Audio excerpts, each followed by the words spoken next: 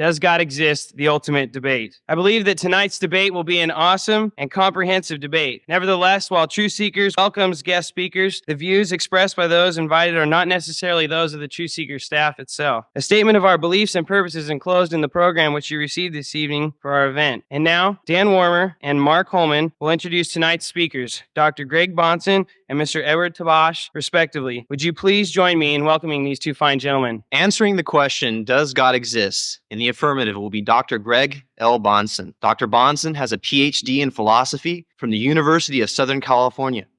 In addition, he is a member of the American Philosophical Society, a member of the Society of Christian Philosophers, and a member of the Evangelical Philosophical Society. Dr. Bahnsen was the first person to receive 2 simultaneous degrees from Westminster Theological Seminary, a Master's of Divinity degree and a Master's of Theology degree. Presently, Dr. Bahnsen lives in Southern California. There, he is a teaching pastor of Bayview Orthodox Presbyterian Church. In addition, he is a resident scholar of the Southern California Center for Christian Studies. He is the author of 5 scholarly books which deal with the following topics: ethics and practice, the theory of knowledge, and Christian apologetics. All of these topics that Bahnsen specializes in are directly relevant to tonight's debate. Dr. Bahnsen is a veteran of numerous debates with such broad topics as religious truth, socio-political application, and other fine topics. As one can see, Dr. Bahnsen is more than qualified and capable of defending Christian theism, for he has not only studied and written on the philosophical and academic issues involved, but he has also demonstrated an unusual ability to articulate and express his views cogently. I am confident that whatever your view may be, whether you're an atheist, agnostic, or a theist, you will enjoy Dr. Bahnsen. And answering the question in the negative this evening will be Mr. Edward Tabash. Mr. Tabash comes to us with a Juris Doctorate from Loyola University and a Bachelor of Arts in Political Science from the University of California at Los Angeles. He is currently an attorney in Beverly Hills, California, and has served formerly on the board of directors for the American Civil Liberties Union. Mr. Tabash's father is a rabbi who was trained in one of the oldest and most prestigious rabbinical schools in all of Europe. His mother was a survivor of the Auschwitz concentration camp in Nazi Germany. Despite the fact that Mr. Tabash disagrees with his father's theology, he remains a sincere and avid supporter of pro-Israeli activists. He is also involved and active in organizations, all the major organizations for the separation of church and state and the pro-choice movement. He has also been a speaker for Senator Dianne Feinstein and the Honorable President of the United States, Mr. Bill Clinton. Tonight, he will be speaking for himself, and the views that he puts forth tonight are not necessarily to be attributed to any organization in which he is involved, nor to Ms. Feinstein or to the President of the United States, Mr. Bill Clinton. By agreement of both the participants in tonight's event, the moderator will be Mr. Don Botelli,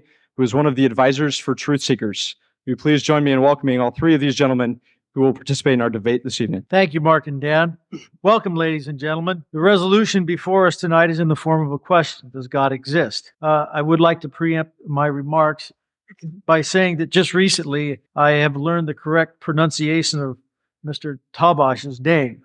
So please forgive me if it seems like if I drift back into the old pronunciation that I'm talking to 2 different people tonight. The NutraSuite has finally had its revenge. The format for tonight's debate will be divided into 4 segments. Segment 1 will consist of 2 15-minute opening statements, followed by 2 questions each of cross-examination. Cross-examination phase of segment 1 will be followed by 2 7-minute rebuttals.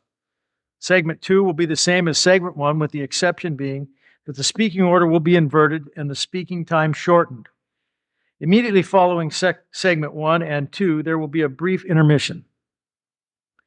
In your program that hopefully you received tonight is a blank yellow piece of paper. If during segment 1 or 2 you think of a question you would like to ask either speaker, write it down during segment 1 or 2 for collection during intermission. Please write in the top right-hand corner of your card the name of the speaker you wish to address. When you are finished, please pass your question from the center of your seating row toward the aisle. The usher will collect the questions to be screened by a panel to possibly be answered during segment 3. Segment 3 will consist of 30 minutes of questions and answer vis-a-vis this written format for Mr. Tabash, Dr. Bahnsen. Each speaker will have 90 seconds to comment on each other's question. Segment 4 will consist of 2 10-minute closing statements. In addition, I would ask that you would please refrain from any applause during tonight's debate. While I am sure your support would be appreciated by the respective speakers, since this debate will be strictly timed, your applause will only reduce the time your speaker has to present his arguments. I would also ask that you abstain from using flash bulbs when taking pictures tonight in appreciation for their obvious distractive effect. I would also ask that you also refrain from any external verbal participation, which is a speech and debate way of saying, please let the debaters do the debating. We have Aggie hosts here tonight, and I feel it's my duty to inform you that they are undefeated in Freeborn Hall. And finally, to Mr. Tabash and Dr. Bahnsen, I would ask that you help me to remain as obscure as possible by adhering to the pre-agreed format. I'm convinced that the audience is here to listen to you two gifted gentlemen debate each other, not to hear me reprimand you for breaches of debate protocol. Having said this, I would now like to invite Dr. Bahnsen to present his 15-minute opening statement, and until we have heard the last word on this issue tonight, may clear minds prevail. Will you please welcome Dr. Bahnsen and Mr. Tabash? Thank you very much for coming out. It's really great to be here. I'm glad to engage in this debate because, in the first place, I think it's a great privilege that God, by His grace, has called me to believe in Him, and I trust that I might honor Him in what I'm doing. I am glad to be here as well because I've enjoyed reading what I've learned about my opponent, and I think this will be a good exchange. Maybe we'll have even a better one when we go out to eat afterwards. But when I found out that he was an alumnus of UCLA, I was all the more glad that I was asked to come to this debate because I'm really sore about losing out on the Rose Bowl. Tonight's debate is kind of like going to a movie after it started, say midway through the screening of the movie. In order to understand and assess the conflict or the struggle that you're presently seeing, you have to catch up with the background that you haven't seen. But which explains and actually develops what's now going on presently on the screen. And I think that's true about tonight's debate as well. You really can't understand and evaluate what you see and hear up here until you look into the unspoken beliefs, which are really the context of what's going on.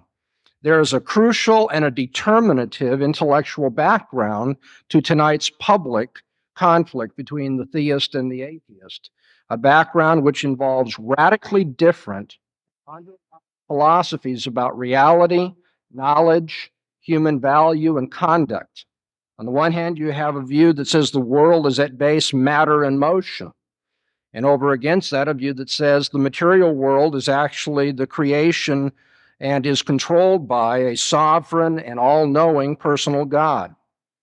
These different ultimate perspectives or worldviews are the context in terms of which each proponent reasons, what he takes to be relevant, what method and standards of reasoning he employs, how evidence is recognized, how it's assessed, and how it's applied.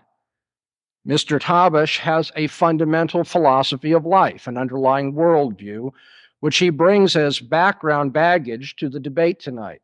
So do I. We each have, as yet, unspoken beliefs about the nature of reality, human experience, the possibility and methods of knowing, and how we should live our lives.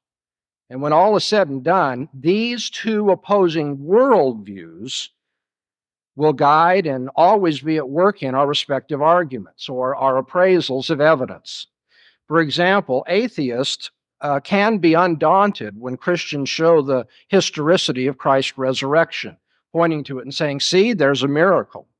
But you see, given the atheist naturalistic presuppositions, he believes that someday, or he can believe someday, scientific explanation of that event is theoretically possible, in which case then it's not a miracle.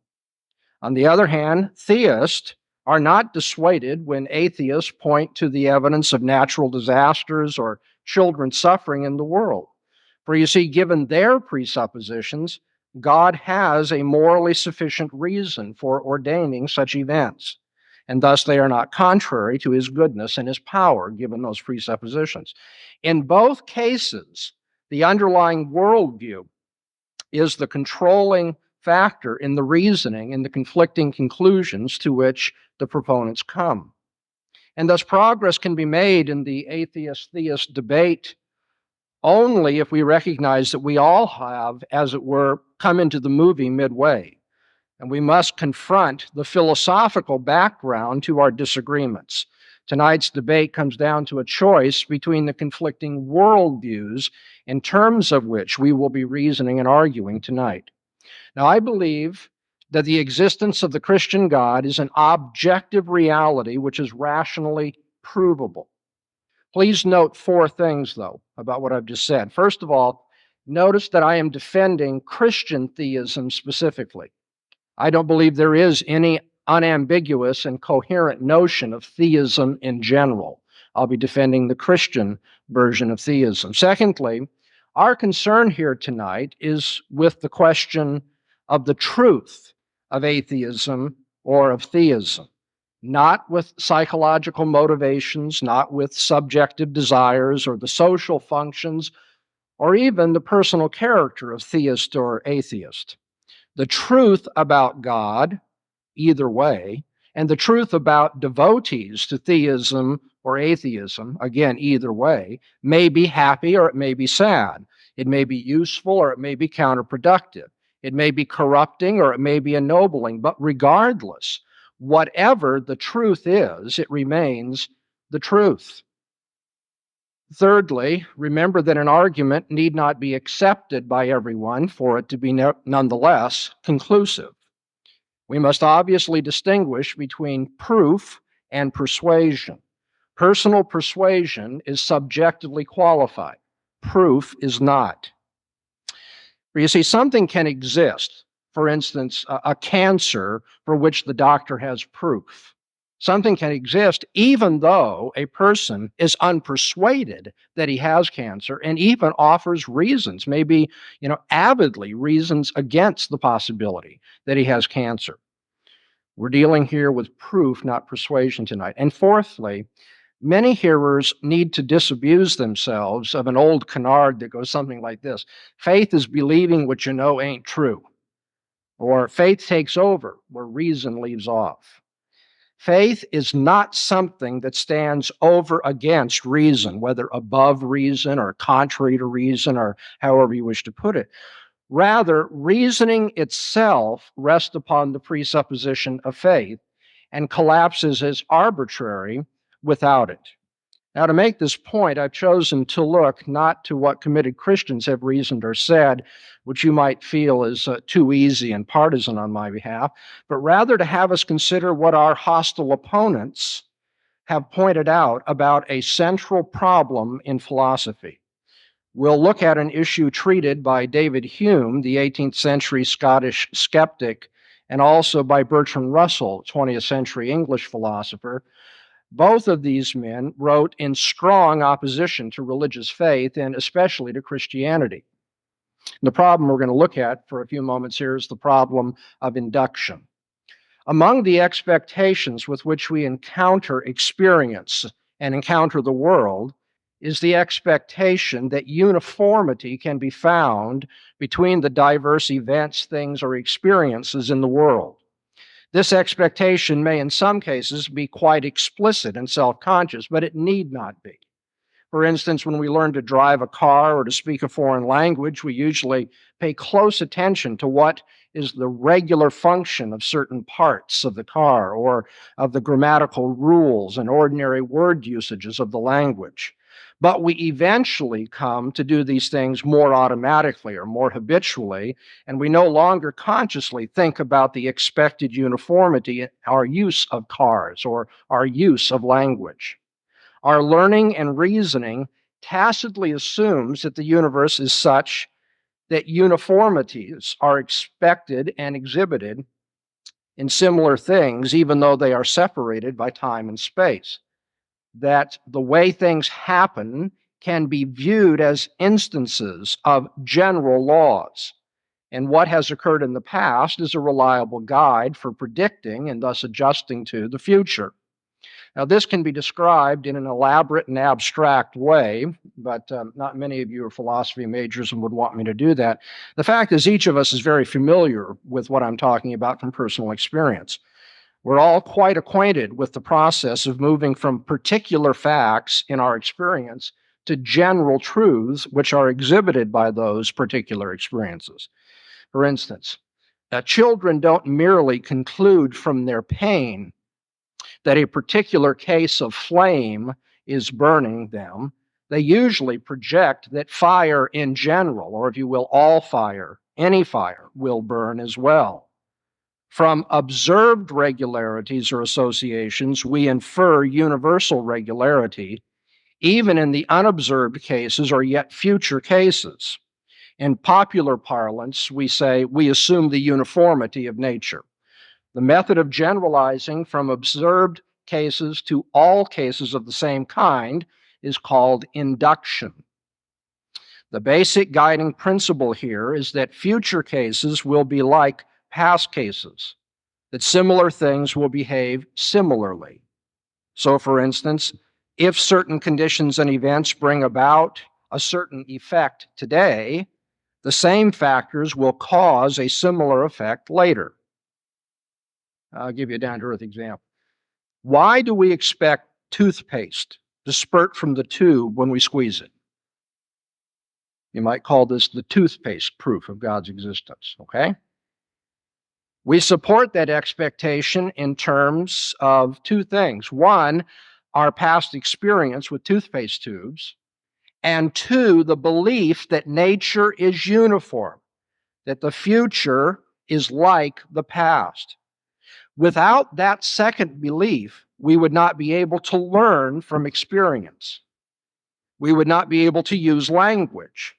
We would not be able to rely on memory or advanced science, all of which involve observing similarities and projecting them into the future. Moreover, our belief about uniformity, or the inductive principle, is a very firmly entrenched belief.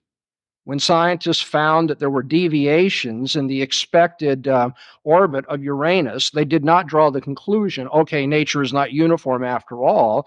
That just impelled them to start looking for another factor as yet unknown that was influencing the orbit of Uranus.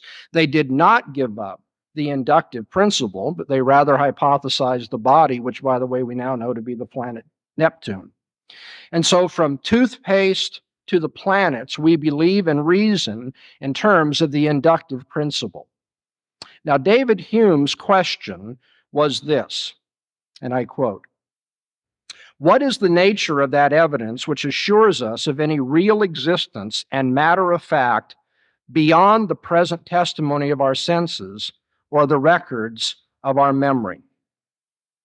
By what logical right, he was asking, do we claim to know that some empirical generalizations are true?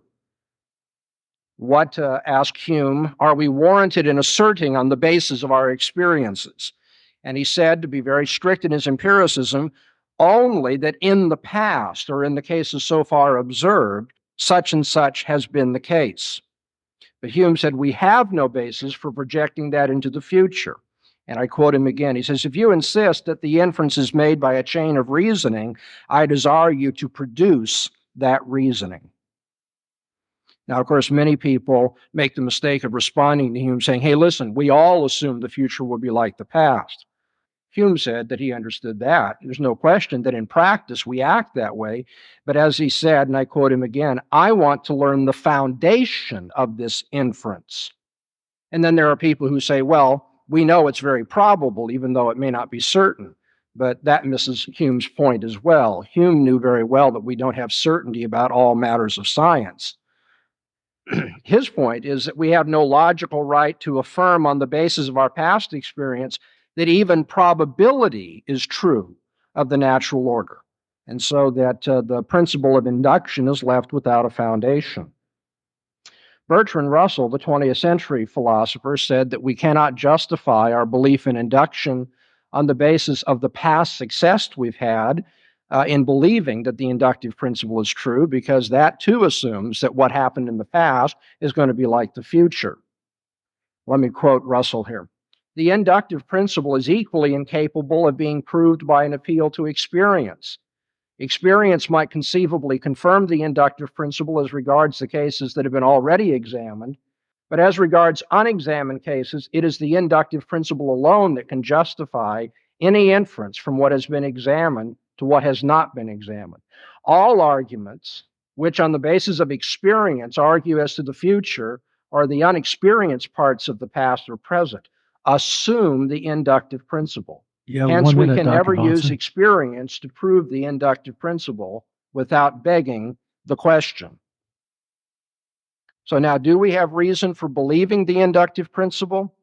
We need to set the Christian worldview, the theistic worldview, side by side with the atheist worldview and ask which one comports with the inductive principle and thus provides the preconditions for science, language, learning, and any intelligible human experience. And I would say it's certainly not atheism. Atheism's view of reality and historical eventuation cannot provide a cogent reason for what all of our reasoning takes for granted. It is debunked by its philosophical arbitrariness at just this point, as even men like Hume and Bertrand Russell realized. Accordingly, it is most reasonable to believe in God and entirely unreasonable not to believe in God, for God's existence is the precondition of all reasoning whatsoever. Thank you, Dr. Bahnsen. Mr. Tabash, would you please now give us your 15-minute opening statement? There is a reason why those of us who do not believe in the Christian concept of God have decided not to adopt that belief, and that is a lack of evidence that pertains to our experience of the physical world in which we live. And I must say that the Christian concept of God itself is highly offensive to a rational conceptualization of a just, omnipotent being. Because what kind of God is it that would tell me that my sincere disbelief in that theology will result in eternal punishment? What kind of a cosmic egomaniac is this to cast people like me in a lake of fire and take flaming vengeance on me, as is said in the New Testament, and to do all the things to me that will happen throughout the New Testament, damnation and everything for those who believe not the gospel of Jesus Christ?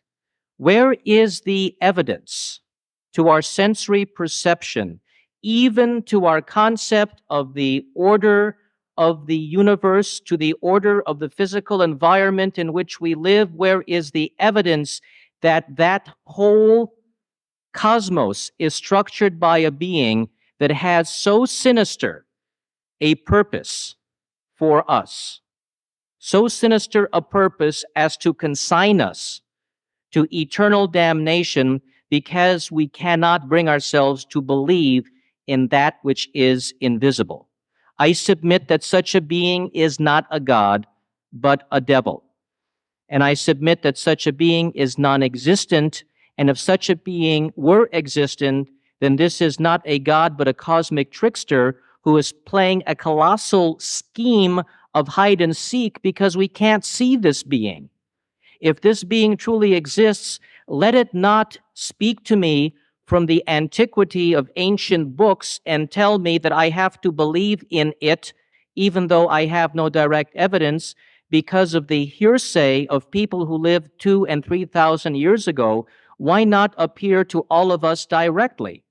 In fact, God, you who, if you're listening and you're really there, show yourself right now. Come out of hiding, manifest on the stage, do a colossal miracle, levitate this building, do something to show me more than the words of ancient men, as women weren't even permitted to draft and participate in the Bible. Show me something more than ancient hearsay from the dust of antiquity to prove your existence.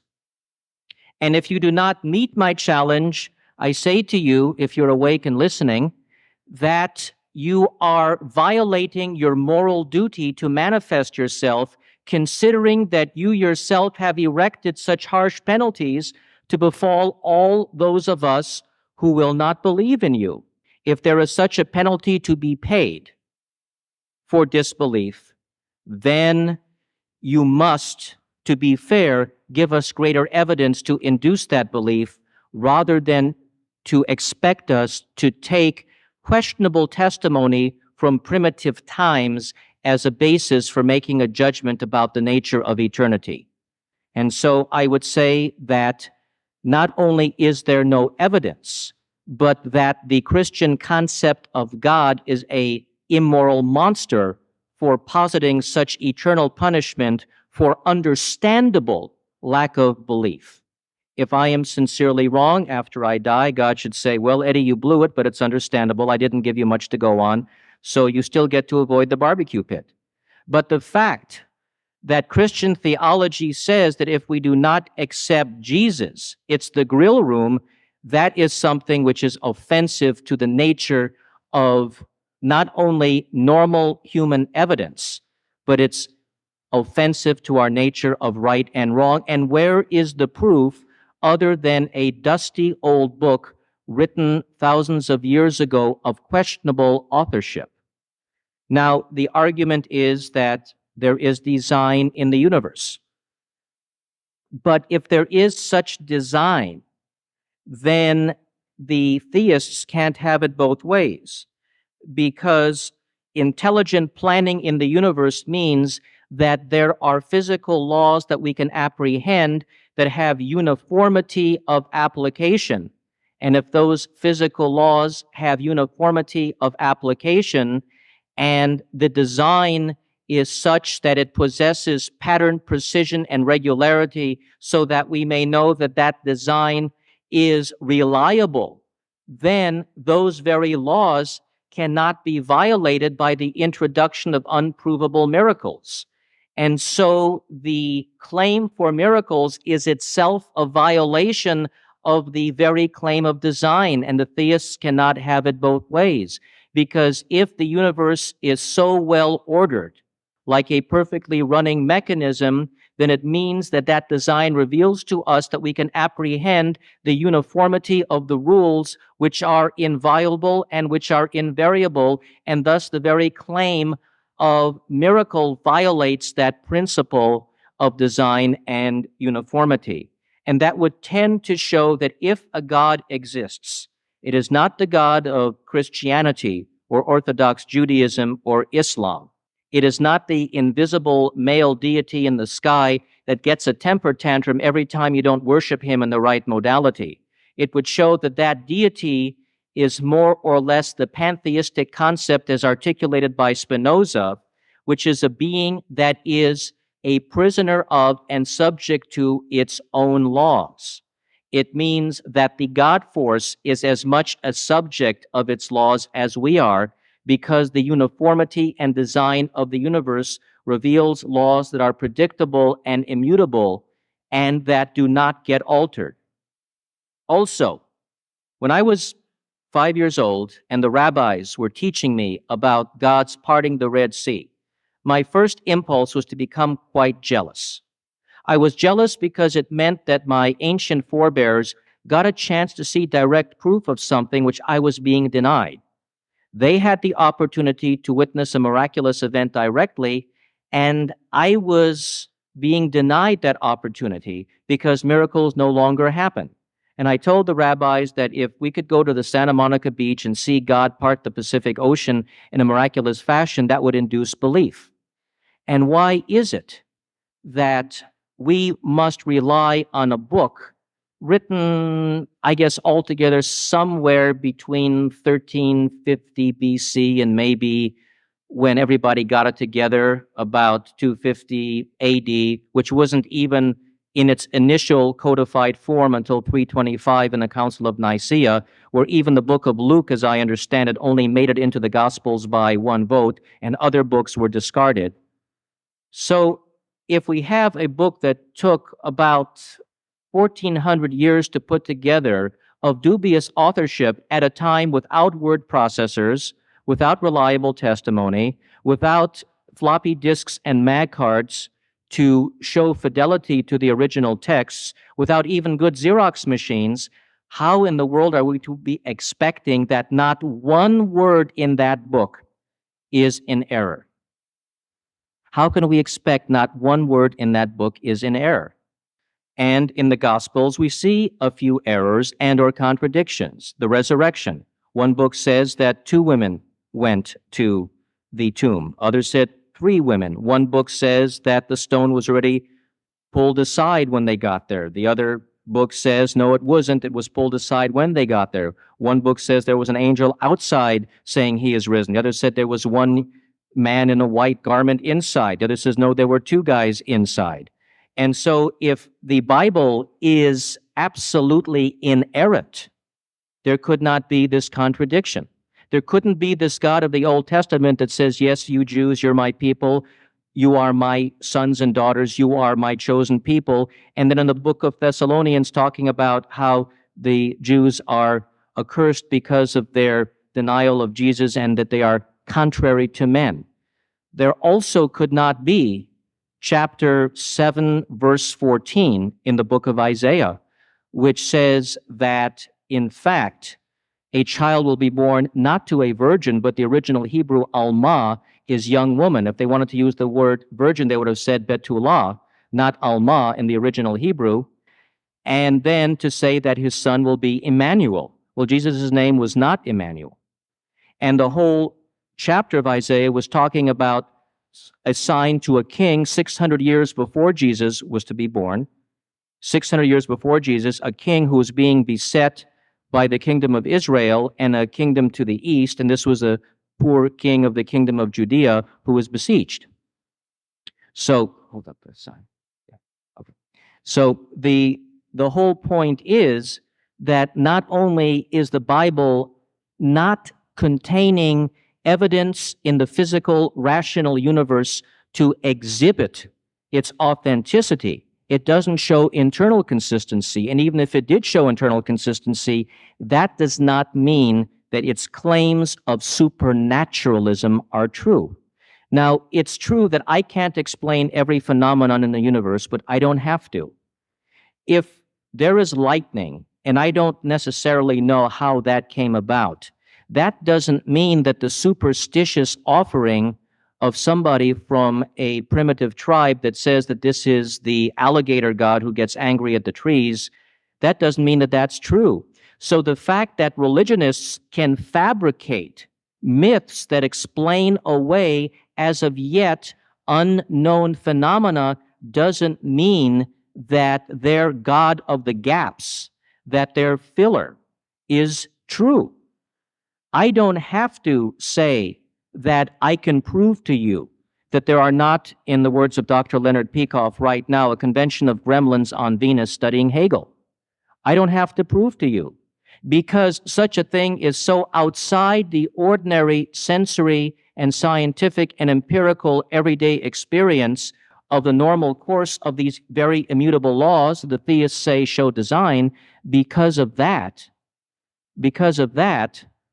the burden of proof is on them to show that there are a convention of gremlins on Venus studying Hegel and even a little Immanuel Kant, if you want to add spice to it. So, again, where is the proof? If somebody is going to tell me that my eternity depends on the acceptance of supernaturalism, which is unprovable, and show me a book which came from the murky past and is already over 2,000 years old, and to tell me that that book was written by infallible people and that the testimony in there is without mistake, even though nothing was written down contemporaneously during the New Testament, there is nothing in the New Testament, perhaps we'll disagree on this, that was directly witnessed by an author of the New Testament. The Gospels, the Gospel of Mark was written maybe 75 AD, which was about 45 years after Jesus died.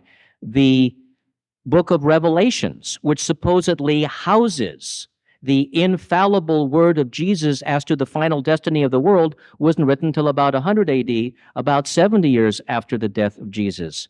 what possible proof is there that each of these books was written without mistake, and that when the various councils throughout the first 16 centuries met to decide which books were to be part of the canon and which were not, that their decisions were infallible?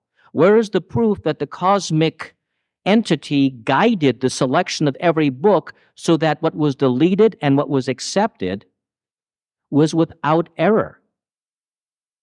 And also, where is the proof that there is such a curmudgeonly, ill-tempered God as the one in the book of Exodus who ordered Moses to have a guy stoned to death because he did nothing more than pick up sticks on the Sabbath? I don't want to know that kind of God. Also, I have concrete proof that God is already in error. God made a mistake in the Bible and has been proved empirically wrong by history. God said in the 3rd chapter of Genesis that the woman shall be ruled over by her husband. I submit that the past 3 millennia of human history has shown that was a bad idea. So, we see then that there is a strong likelihood, and in terms of miracles, we have to accept the most believable, that ancient human beings superimposed on a fabricated being their ancient concepts. Patriarchal societies invented a patriarchal God who was nothing more than an extension of their own primitive psychological yearnings, and there is no concrete scientific or empirical proof to demonstrate that that entity governs the world today and will punish us forever because we do not believe in Jesus. I submit that the Christian God is an unproven myth. Thank you, Mr. Tabash. Before we move into phase 2 of segment 1, earlier I asked that you please abstain from using flash bulbs. I know for a fact that the Truth Seeker organization didn't order this, but the Cal Aggie host has instruction from their own supervision to remove anyone that uses flash bulbs during this debate. So I would just advise you to, if you'd like to stay in the audience, to please abstain. Thank you. We will now move into phase 2 of the question and answer period. The first question will be from Dr. Bahnsen to Mr. Don, Tabash. can you just give us the time frames of those questions again? It's success or to any kind of human experience. Mr. Tabash, on what rational basis do you then, as an atheist, justify belief in the inductive principle? I justify belief in anything, whether the inductive or the deductive principle, pursuant to what my sensory experience, aided by scientific tools, will demonstrate to me. But I feel no obligation to believe in claims of the supernatural of which there is no evidence, and which violate not only my sense of moral justice, as the exclusive club of Christianity portrays itself to be, but also I believe you're ranging way beyond. but also I no, it's part of it. It's part of the answer. Part of the answer is that is We're looking for the inductive principle. okay. The inductive principle is a question of reasoning from one item to another, and in that sense, for purposes of discussion tonight, it's no different from the deductive principle. There's absolutely no difference between the two, and what you do is induction or deduction builds upon or strips away excess dross based on the physical evidence that you have to work with. That is how you develop your tools for induction or deduction, and they are a sensory, empirical manifestation, and therefore, they do not require recourse to stepping outside the perceptible universe to a postulated supreme being. Mr. Tabash, you may ask Dr. Bahnsen a question. Well, Dr. Bahnsen, since you said that it is your purpose to defend Christian theism, I wanted to ask you about the fundamental fairness of a God that would, and it says in the New Testament many places, talk about damnation, hellfire, lake of fire, and flaming vengeance, taking vengeance on flaming fire, all those who believe not Jesus. If, in fact, Jesus is the only modality to salvation for our eternity, shouldn't God give more direct evidence by directly appearing to each of us? Isn't it fundamentally unfair, for instance, for, as many Christians have said, my mother, an Auschwitz survivor, miserable life, dies and winds up in hell? I'm not sure. Perhaps, Eddie, you've been asleep at the wheel in your studies. The Christian claim is precisely that God has made direct appearance to us, and he's done so in any number of ways. First of all, he has done so in every single one of your sensory experiences that you try to appeal to or to make intelligible in your reasoning. He does so because without his existence, you cannot make sense of the inductive principle by which you reason from past experience to the future. I'll rebut your answer in a minute, so I don't wish to be unfair to you. But what I'm getting at is that God hasn't left himself without a witness. He testifies to you in the very fact that you're trying to reason and debate tonight and to reason in a uniform fashion. God has appeared in the person of his Son, Jesus Christ. That's the Christian claim. We can get into that later. But to say, why doesn't God directly appear, is to miss the whole point. God has directly appeared. You wish to know about the fundamental fairness of God. The strange thing about that question is that within the worldview of atheism, where all reality is matter in motion, there is no fundamental fairness about anything. In fact, there are no ethical notions whatsoever. There's just matter in motion. Things happen, and that's all there is to it. And so for an atheist to try to raise a moral consideration against God is itself contradictory. It's to give up your worldview, presume on mine for a while to get an idea of fairness, and then turn around and try to use that against my worldview as well. God is fundamentally fair because he has given abundant evidence to all men in their use of science, in their use of morality, in their understanding of human dignity. God has made himself abundantly clear to all men, and God will not, according to the teaching of Scripture, send anybody to hell for not knowing better. Thank you, Dr. Bahnsen. Dr. Bahnsen, you may ask Mr. Tabash a question.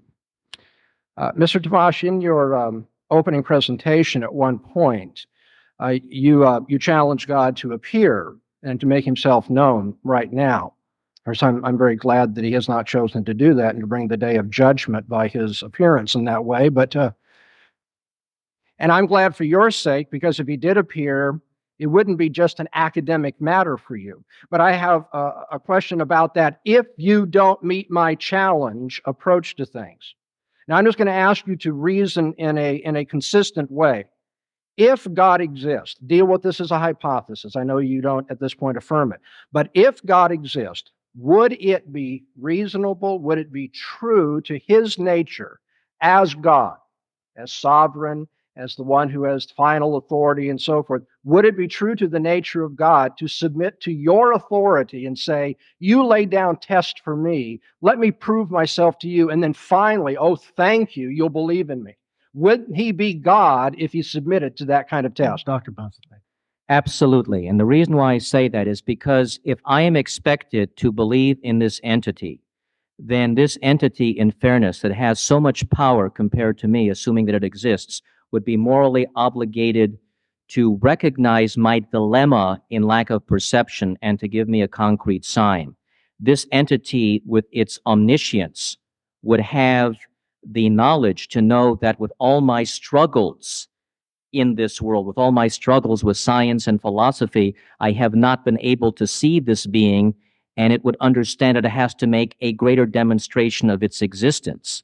And so if God created us, now using your hypothesis, if your God exists and is supposedly a God of mercy, then the very act of mercy would entail a manifestation of its being to us so that we could have concrete proof, particularly since, and I will fight about this, but I still read the New Testament as providing eternal punishment for those who do not accept the gospel of Jesus Christ. And I'm saying if that's the stakes, if even the finest, most selfless people in the world wind up in some kind of eternal punishment if they reject the gospel of Jesus, which I think is fundamentally unfair to do to them, but if that is how it is set up, then I absolutely believe that that God is required to give concrete, manifested evidence of its existence so that we do not make that fatal eternal mistake. If the stakes are so high, then I think that God is incumbent upon us to show itself. And if it were not so, then God should not have implanted in me the reasoning facility to look this way. If it's not so, God should not have designed my mind in such a way that my questioning of the God's fairness leads me to this doubt. Thank you, Mr. Tabash. Mr. Tabash, would you ask Dr. Bahnsen a question? Okay. Dr. Bahnsen, you didn't exactly answer my question last time, and I choose to repeat it about the biblical claims in the book of Thessalonians, book of Romans, in the book of John, only saying that those who believe in Jesus Christ will have everlasting life. What about all the Auschwitz survivors, like members of my family, who chose not to believe in Jesus or any God after that experience? What about the sincere Buddhist monks who simply have said, yes, I've looked at Christianity, but I choose not to be? Will my mother, an Auschwitz survivor, will the Dalai Lama, will the Buddhists all over the world, will the sincere atheists, will they all wind up in hell? Or what will be the fate of all of us who really say, you know, I simply cannot buy into this, and I reject the gospel of Jesus Christ as being mythology? Will we, because the Bible says so, wind up being damned? The answer is yes, you will. Let's explore that just for a moment. In a sense, this question is really a version of the challenge that you offered in your opening statement. If God doesn't appear to me right now, if he doesn't accept my challenge, then I'm not going to believe, and so forth. When you ask, now what will God do when people reject the evidence that he's given of himself, do not live according to his character, will not accept his offers of mercy, and so forth, and despise him altogether and live unto themselves as though they were God, as though they could issue challenges to him and say, you meet my criteria, let me play God, and then I'll let you be God after I'm satisfied. When people reject the obvious evidence of God's existence, and it's a rational necessity to believe in him, to use morality, to engage in scientific inference, and so forth, when people do that, then, of course, God will be true to his own character. He will say in the end, you will not determine the final end of things. I will determine them by my own character. If the doctrine of hell is not true, then God is not true to his character. Because God says, those who will be with me must emulate my character. They must be like me. Now, of course, he is under obligation to show what he is like, and he has done so. He's done so pervasively. He's done so, as the Apostle Paul says, in a way that cannot be avoided by any man. And it's only for that reason that Christian theology teaches that those who end up going to hell do so by their own perverse choice. Now, if God were to say, I'm going to create people, and even though they, in the face of obvious evidence, despise my character, live unto themselves, and I'm just going to let them come to heaven anyway, God is basically saying, they don't have to be like me. My character really means nothing. He's saying, I despise you. You have chosen to reject me. Now, I hope you don't continue to do so, Mr. Tabash, but for the moment, if you reject God, and then he says, you're going to live with me for Dr. eternity, Bahnsen. then he's Thank you, Dr. basically Bahnsen. saying, I'll not respect your wishes. We'll move to the third phase of segment one, which will culminate segment one, and we will now have Dr. Bahnsen's 7-minute rebuttal. By way of rebuttal of what you've heard from Mr. Tabash so far in our evening's debate, about all Mr. Tabash has demonstrated is that he personally does not like the Christian God. But we really have to ask, please do so, no matter what side of this issue you're on. The fact that he's told you he doesn't like things in the Bible and he doesn't think this is right and so forth, how in any way is that philosophically relevant to our debate? That's what I want to know. How is it at all relevant that Mr. Tabash doesn't like the Christian God? Now, it would be relevant to the debate if his implicit assumption is this: if I don't like something, then it doesn't exist. But that would be intellectually childish, wouldn't it? Kind of like the child who gets angry at his restrictive father and pulls the covers up over his head and says, "You don't exist because I don't like you." Or throws a temper tantrum because he doesn't like spinach in his experience. And so spinach doesn't exist. I mean, do we really think that way? Do we assume that because we don't like something about God, that he can't be God? Well, if we don't assume that, then actually most of the time Mr. Tabash took was wasted, because all he's told us is a piece of autobiography. He doesn't like God. I also think, by the way, that he's greatly misjudged and distorted what God says in the Bible. I mean, you present these little events out of context and not telling the whole story. He tries to make God look like a real meanie. But I mean, that's a standard thing. Criminals never think the police have done fair by them. And Mr. Tabash is a criminal in the universe. And when he talks about God, he's going to make him out to be a meanie. There's no doubt about that. You see, the point is, there are people in this world that I don't happen to like one bit. I'm sorry to admit that. I try to love everybody. But there are some people who are real asses, you know? But is the fact that I don't like them one bit affect their reality? It's, okay, you don't exist because I don't like you. I mean, that's about all you've heard. And that's just not philosophically cogent or sound. In the tabloid that was passed out about the debate tonight, Mr. Tabash is quoted in a way that is similar to something he said in the debate already. He says, "If the God of the Bible actually exists, I want to sue him for negligence for being asleep at the wheel of the universe when my grandfather and uncle were gassed to death at Auschwitz. And let me, before I deal with you as a philosopher, deal with you as a person.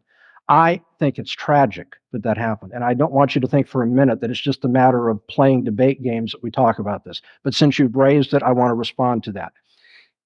You have to understand that if the God of the Bible does not exist, you have lost all principled moral complaint about what Hitler did to your relatives.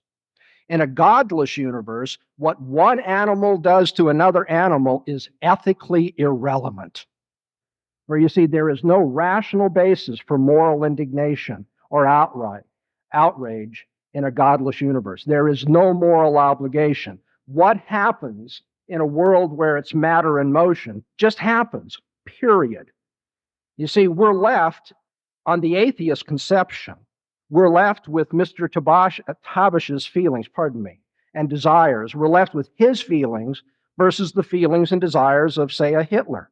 And neither one of them in a godless universe have any more right than the other. Indeed, as a staunch defender of liberalism and a supporter of personal freedom, Tabash really should, in terms of his atheist worldview, defend Hitler's freedom to do whatever he wanted to do. In a godless world, might makes right. Hitler had the might to kill your relatives, and you have no complaint with that. Of course, you really do have a complaint. You refuse to see the foundation of that. I have a complaint, and you should join me in making that complaint based on the character of God. My main point here is that moral absolutes do not comport with a materialistic view of the universe, the atheist view of the universe.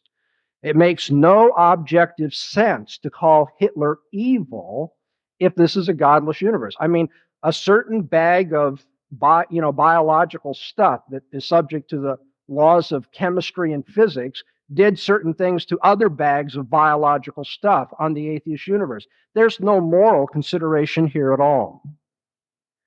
Mr. Tabash has used what is often called in philosophy of religion the problem of evil against the Christian worldview. But he has to understand that in order to use that argument from evil, he must first be able to show that his own judgments about the existence of evil are meaningful, which is precisely what his unbelieving worldview cannot do. Logically speaking, the question is how the atheist can make sense of taking evil seriously, not simply as something inconvenient, not simply as something unpleasant, not simply as something contrary to your desires.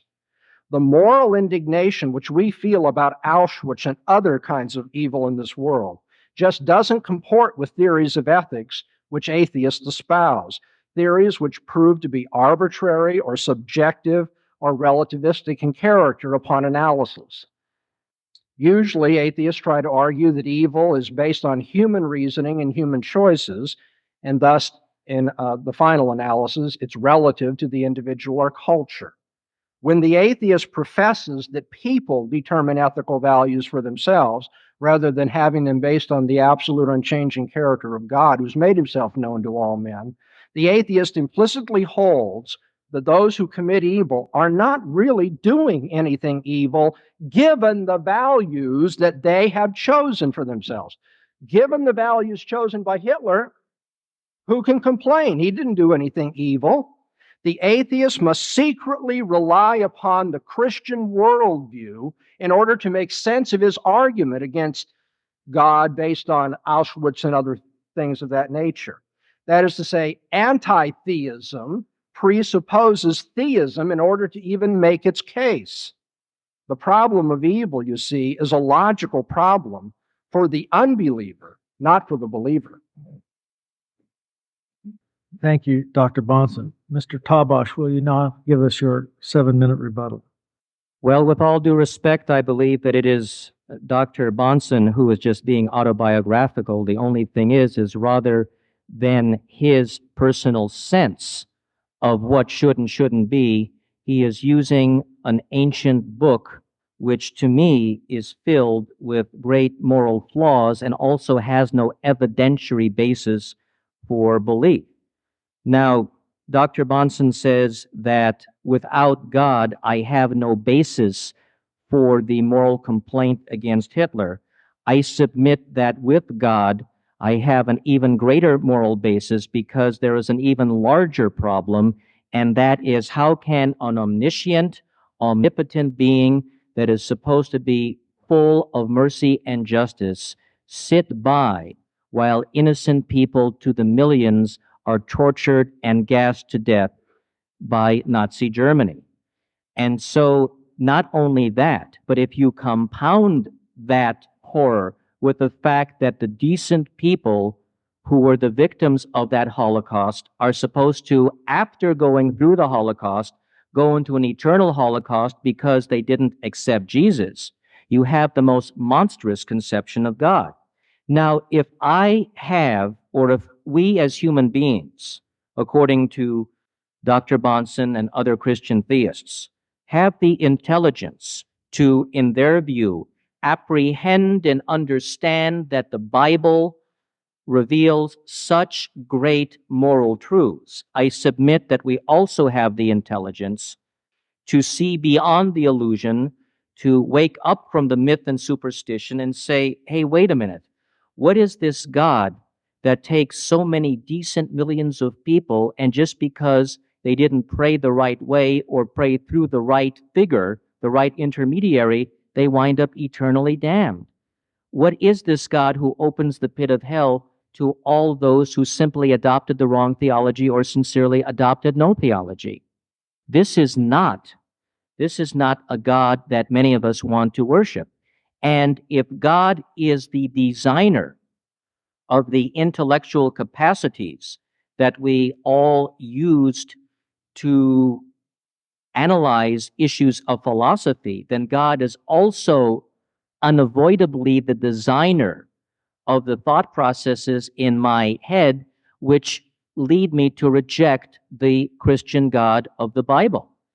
And so what kind of an impossibly ridiculous being is this to plant in my head the seeds of rejection, knowing that he plans for me eternal punishment because I have exercised the rejection for which he inclined me in the first way by the way my thought processes have been composed?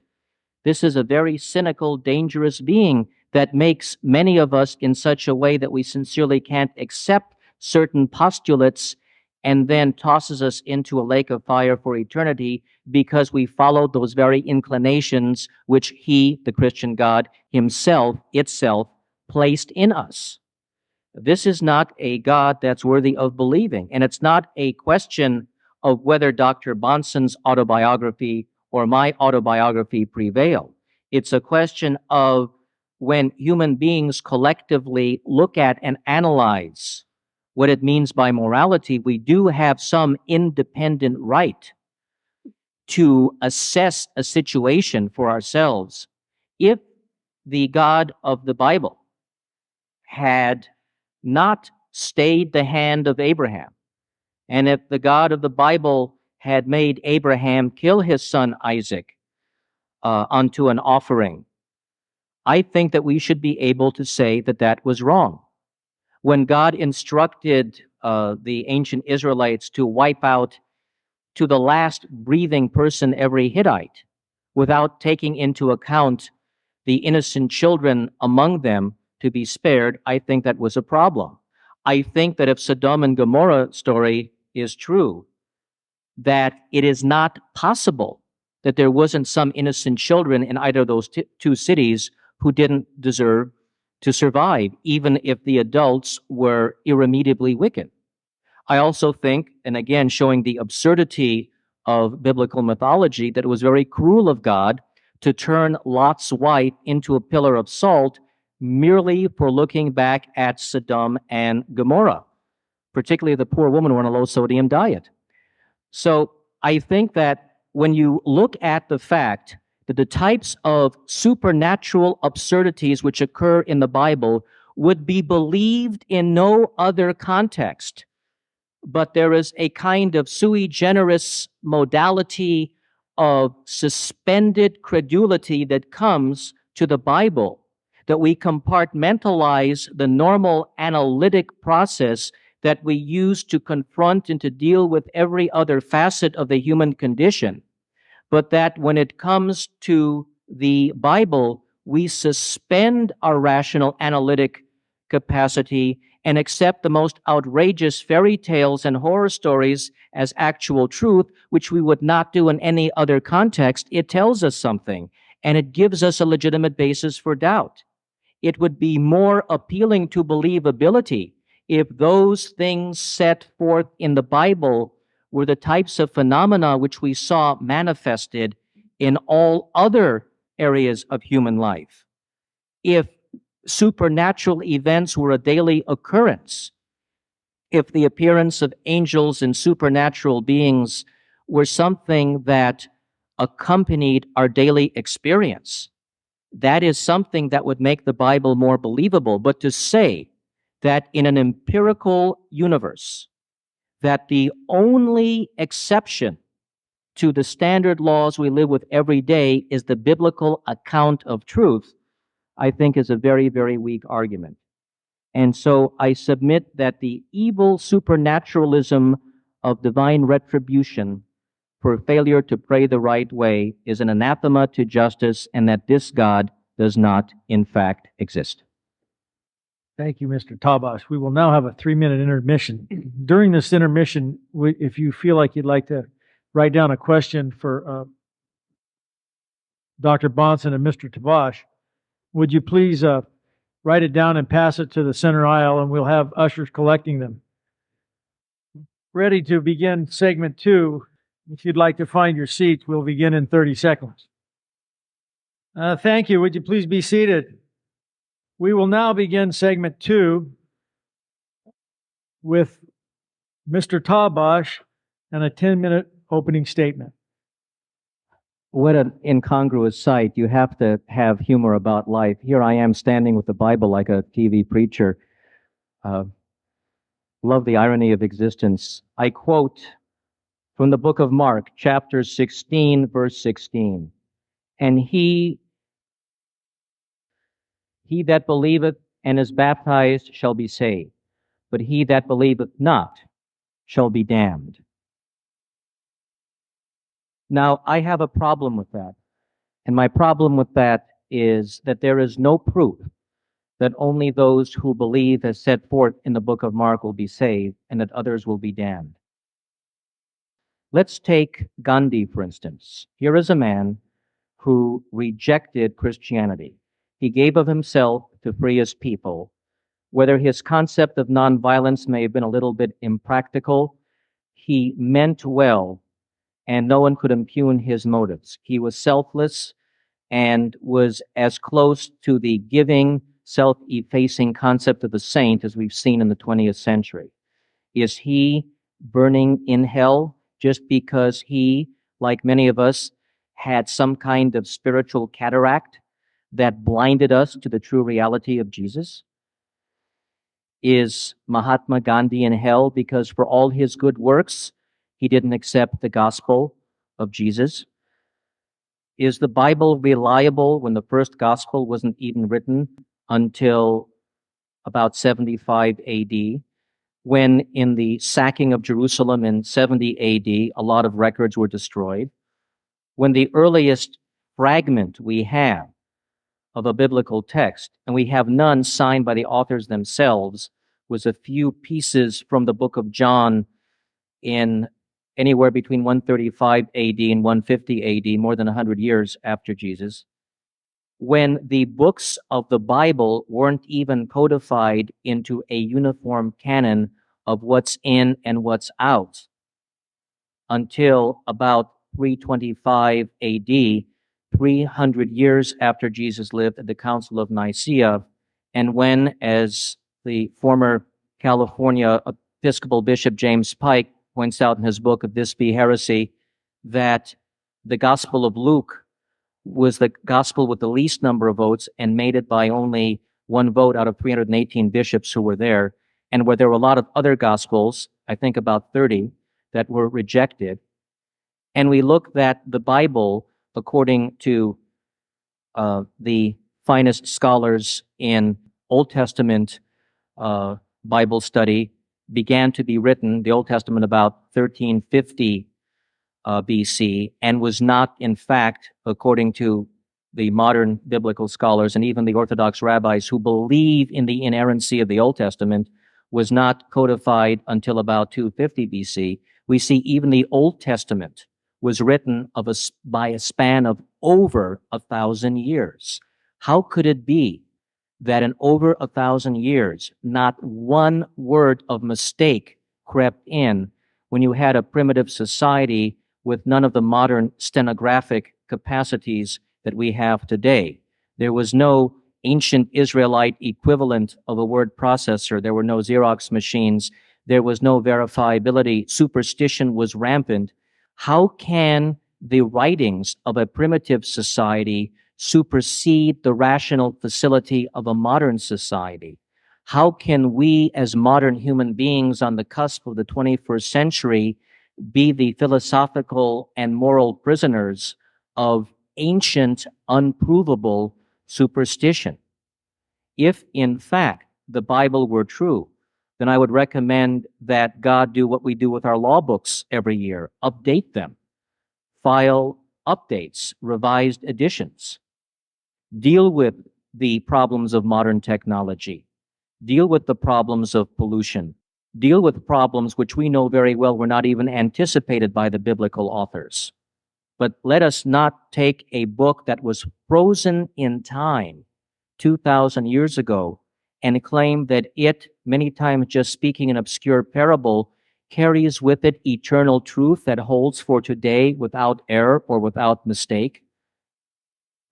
So I think that, contrary to Dr. Bahnsen's contention, that I respectfully submit that it is perfectly rational of people like me to reject the inerrancy and the metaphysical literal truth of the Bible. And if for some quirky method of historical fact it's true that every word in the Bible magically is true, it is a truth so preposterous that those of us who can't accept it should certainly not be punished for our failure to so accept.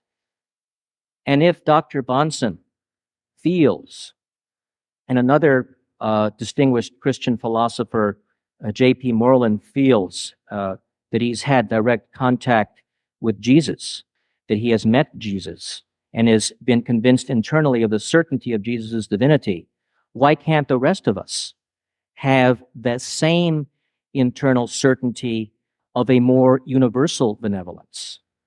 Why is it less logical or less compelling by our sensory perception experience of the world to say that even if there is a God, this God will accept all of us based on our goodness and not punish us just because we don't worship him in the right fashion? What if we turn around and postulate a God of the 21st century who says, you are all my children and all I want you to do is love each other. That is how you worship me, but I don't need to be prayed to directly. And if you happen to like Muhammad better than Jesus or Buddha better than Jesus, it's your choice. I just want you to be good to each other because you're my children. I would say that that is an even more plausible concept than the Christian deity. It is a more magnanimous concept. And I don't believe that I am precluded from superimposing my own value system of magnanimity and morality just because I reject the Bible. See, Dr. Bahnsen sort of begs the questions.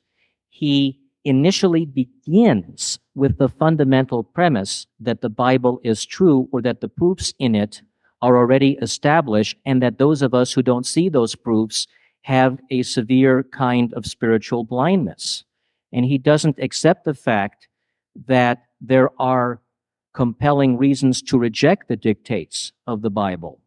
And he doesn't accept the fact that there is a common sense, self-evident, compelling notion that beautifully justifies the idea that a true God would not have such an exclusive country club of either you worship him the right way or you get punished. So I think that if we're talking deities here, that I can come up with a much more divine, true, just, merciful concept of God than the biblical God who punishes us for rejecting its existence. But what about the argument from design? Isn't this great uniformity of law? Isn't this great immutability? Isn't the fact that German shepherds always have German shepherds and that they don't have roosters and that roosters give birth to roosters and that roosters do not give birth to rainbow trout? Doesn't that sort of say that these rules in the universe hold? And if they hold, then they hold across the board, and thus we turn the argument for design back on its proponents and say, your very argument defeats the theistic concept you're trying to promulgate because your very argument postulates a universe that is locked into a sequence of perceptual laws that no one can violate, not even God. And then if we have a concept of God, we are thrown back on the pantheistic notion of Spinoza, which sees God as just the zeitgeist, the inspiring aspect of nature. And then we don't have room for any proofs, because they have not yet been adduced, that the universe is dependent for its creation and continued sustenance on a supernatural, invisible being outside the universe, that within the time and space conceptuality of this universe, that it is being contained and supported and upheld by something outside the universe. The argument from design argues the opposite. The argument from design argues that the laws of the universe are uniform even unto its creative elements, and that would negate the Christian concept of God. Thank you, Mr. Tabash. Dr. Bahnsen, may we now have your 10-minute opening statement? I have a great appreciation for my opponent's feistiness, that he wants to continue to show, he has this sharp tongue and can issue these challenges to God and so forth. But I am still waiting for proof of the kind of, things that he just throws out there on his own authority, that there can't be a hell because of this reason. He can superimpose his values and so forth. I want you to notice something about what's going on in the debate here tonight. In the first place, Mr. Tabash has not yet understood the challenge that's been directed to him. He has very little time left to deal with it. I hope that he'll use it when it does come. In my opening remarks, I pointed out that the inductive principle needs a rational foundation, and that we use the inductive principle when we reason, when we engage in discourse, when we do anything to make our experience intelligible. Everything Mr. Tabash has been saying tonight, all of his reasoning, all of his argumentation, fallacious or not, all of it has assumed the inductive principle, that there's a uniformity in nature. That is not the design argument. So I hope that he gets to the debate tonight and catches up with what's going on, because no one is arguing the teleological argument tonight. Your opponent is arguing that those who argue against the teleological argument and those who argue in favor of it, those who argue against God and those who argue for God, everyone who argues assumes the uniformity of nature in the inductive principle, and we haven't been given a rational foundation for that. In fact, the inductive principle is contrary to the atheist view of the universe. So atheists continue to reason, continue to draw on past experience and to draw conclusions from past connections and that sort of thing, and yet they have no basis for believing that they have the right to do that. I'm just waiting for an explanation. It hasn't been given. When you appeal to sensory experience, you beg the question. By the way, better atheist philosophers than Mr. Tabash have already pointed that out. Hume and Bertrand Russell both pointed out you can't appeal to experience to prove the uniformity of nature. Why? Because the appeal to experience already assumes the uniformity of nature. Now, as you consider the background worldviews of atheism or Christian theism, I want you to observe that the life of the atheist is riddled with inconsistency and thus is exposed as being utterly irrational. Atheists will presuppose human dignity and attend the funeral of a friend or to honor a relative, even a child with Down syndrome, but then they will turn around and argue that man has no dignity, is no different than any other product of evolution, like a snail or a dog or a horse. I don't see how they bring these two things together. The atheist will insist that man is nothing more than a complex of biochemical factors controlled by the laws of physics, and yet he kisses his wife and his children when he goes home, as though there is something called love that each of us share in the family. The atheist will argue that in sexual relations, anything goes. There are no moral absolutes. Don't impose your views on others. He'll even defend prostitution, but then indignantly condemn child molesters or morally repudiate necrophilia. You see, the atheist is just a bundle of contradictions. He can't bring his worldview into harmony with itself. He'll suggest that things which happen in the universe happen randomly. It just is that way, arbitrarily. Talk about primitive thinking. That's far more primitive than anything you can find, even in the time the Bible was written. It just happened. But then he'll turn around and he looks for regularities and law-like explanations of events. He looks for uniformity and predictability in the things that he studies in natural science. You see, the atheist doesn't have a workable worldview. He may go on and on autobiographically about how he doesn't like the God of the Bible and doesn't like the doctrine of hell and all that, but he doesn't have a workable worldview in terms of which to reason in the first place, to argue at all. And he exposes its weaknesses at every turn in his life.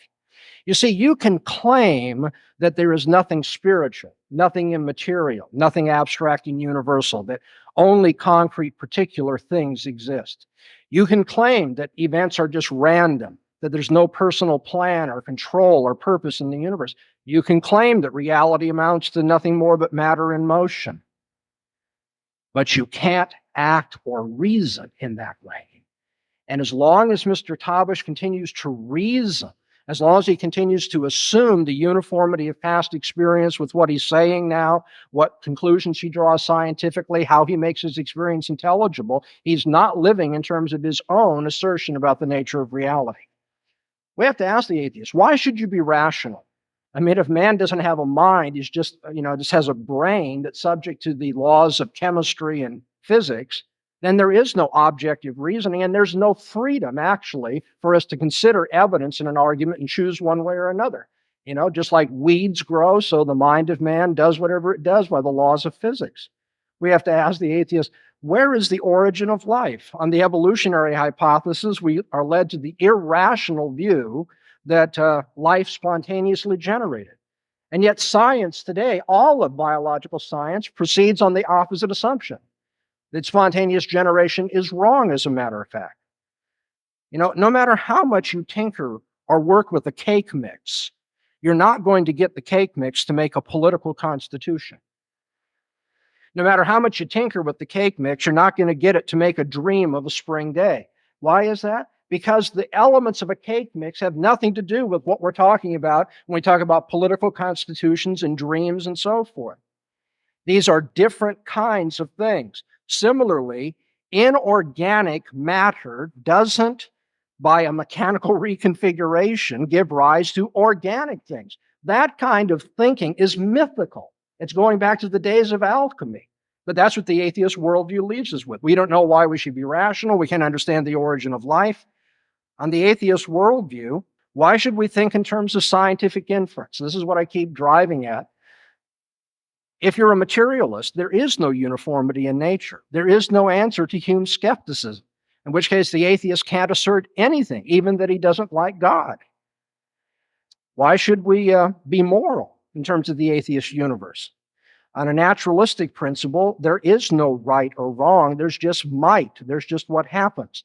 You can't find obligatory authority anywhere in the world if it's just matter in motion.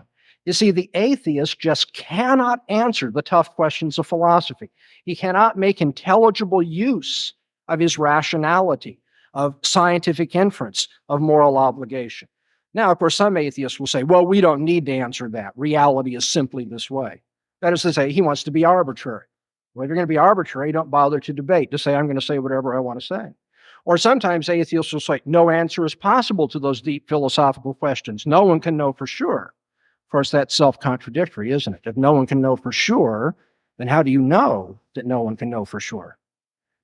Basically, what atheists end up saying is that, well, everybody knows nature is uniform. Everybody knows there's moral absolutes. Everybody knows these things.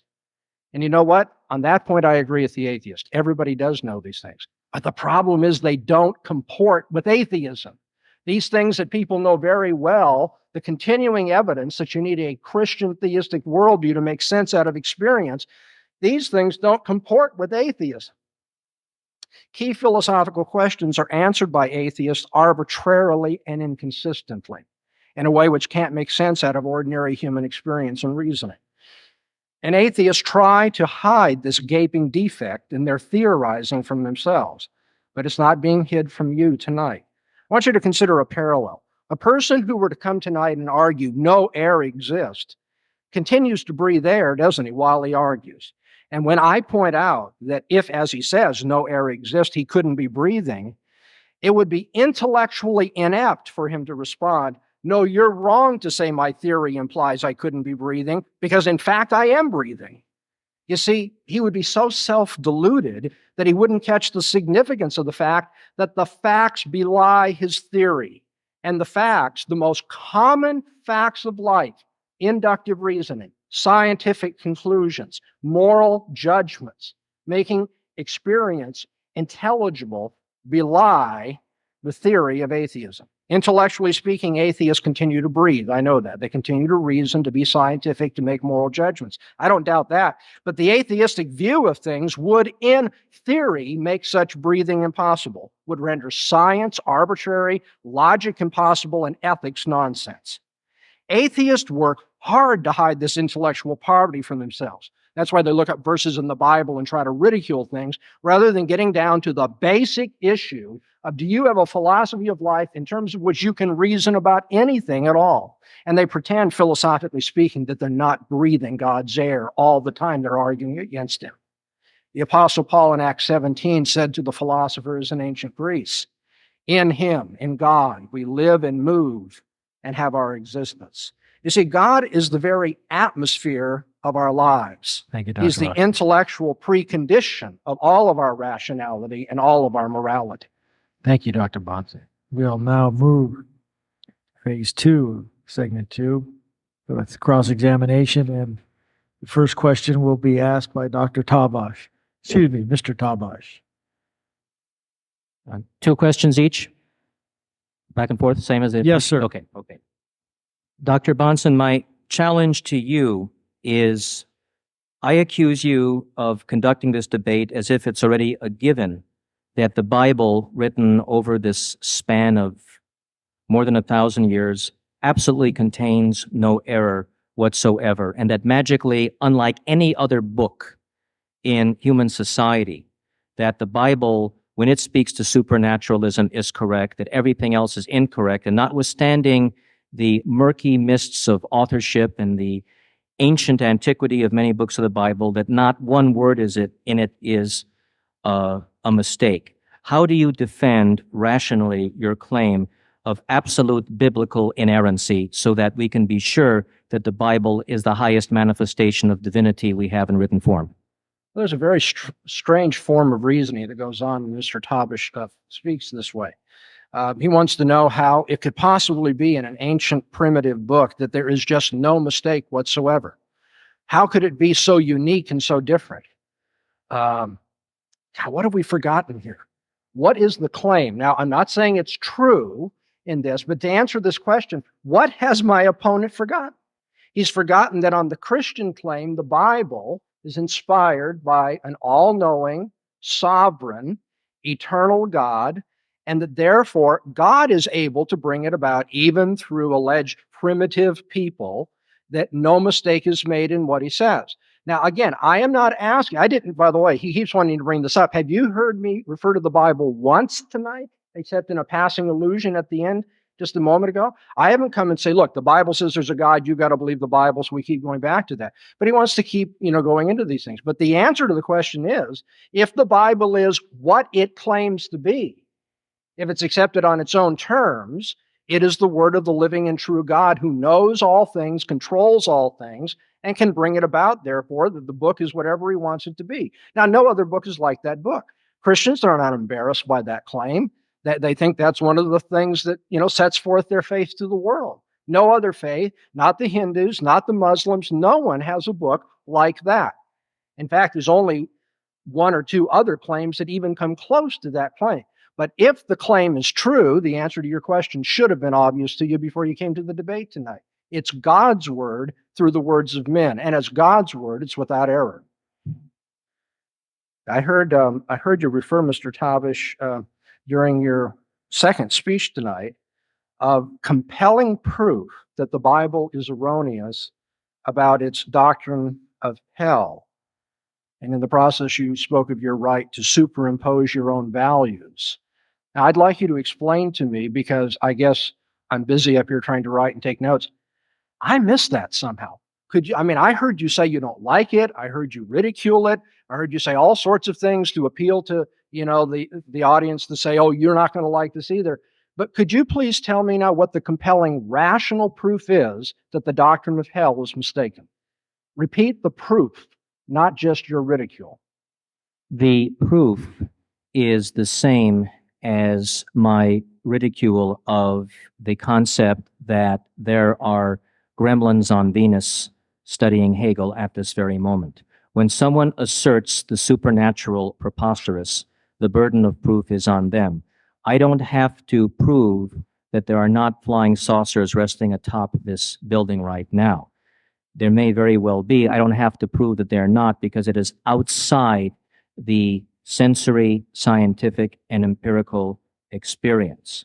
And so what I'm saying is that as a rational human being, I have a right to look at an ancient writing that has no verifiable evidence of divine inspiration and say that it's entirely harsh and unacceptably cruel eternal punishment just for mistakes in theology is something so cruel that to accept it violates every common sense notion of morality. And what I'm saying is a double-edged sword, that if I, as a human being, do not have the rational capacity to look to this biblical account of hell and say this is a moral obscenity, then human beings wouldn't be able to look to it and say this is justifiable. Even those who say that the Bible's eternal sentence upon non-believers is justifiable are making a recourse to their own reasoning power to make that claim of support for the Bible.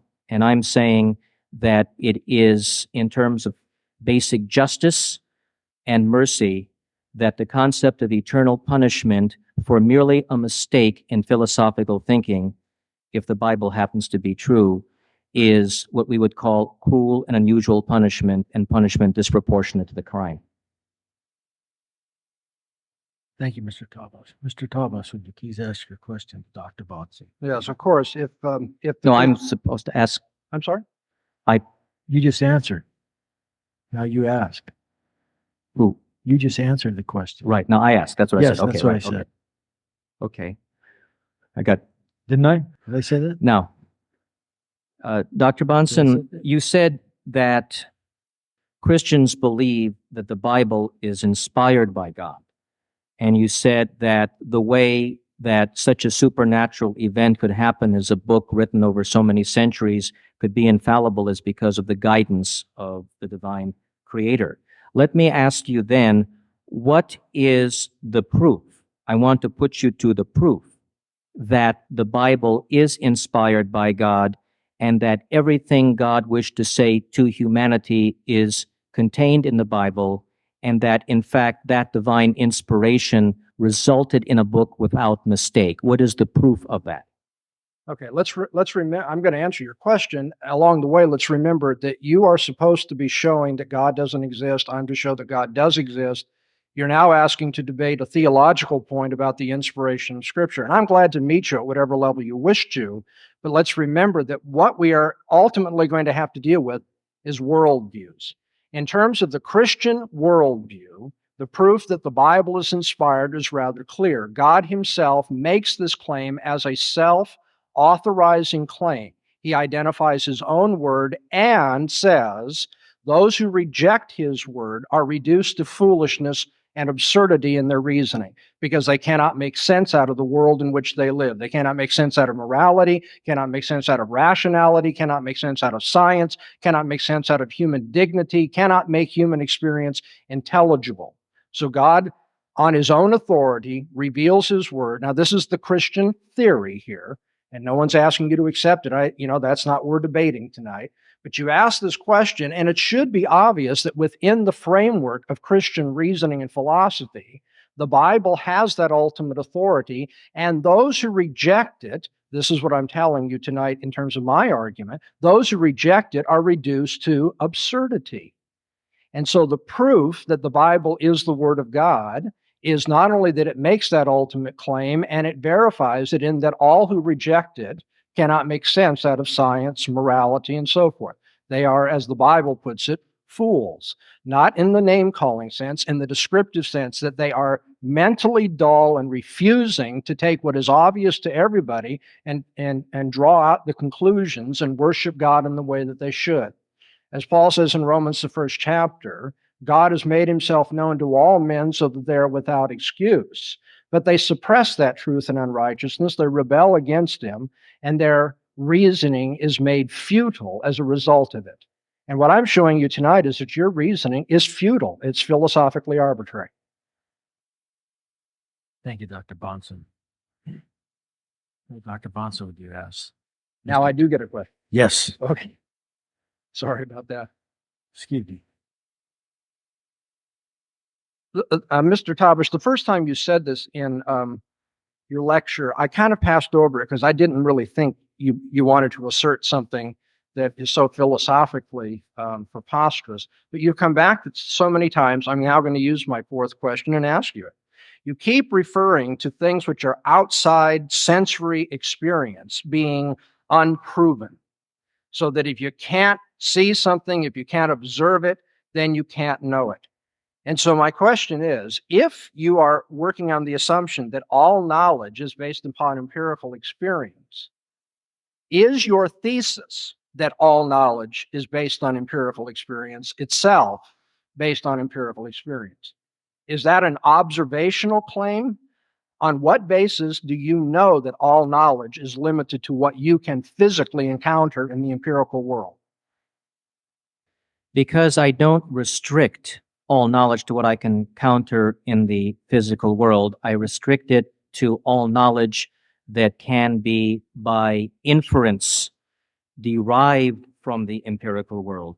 To say that a supernatural being exists outside the universe and that the universe is sustained on that breaks the chain of command of empirical causation.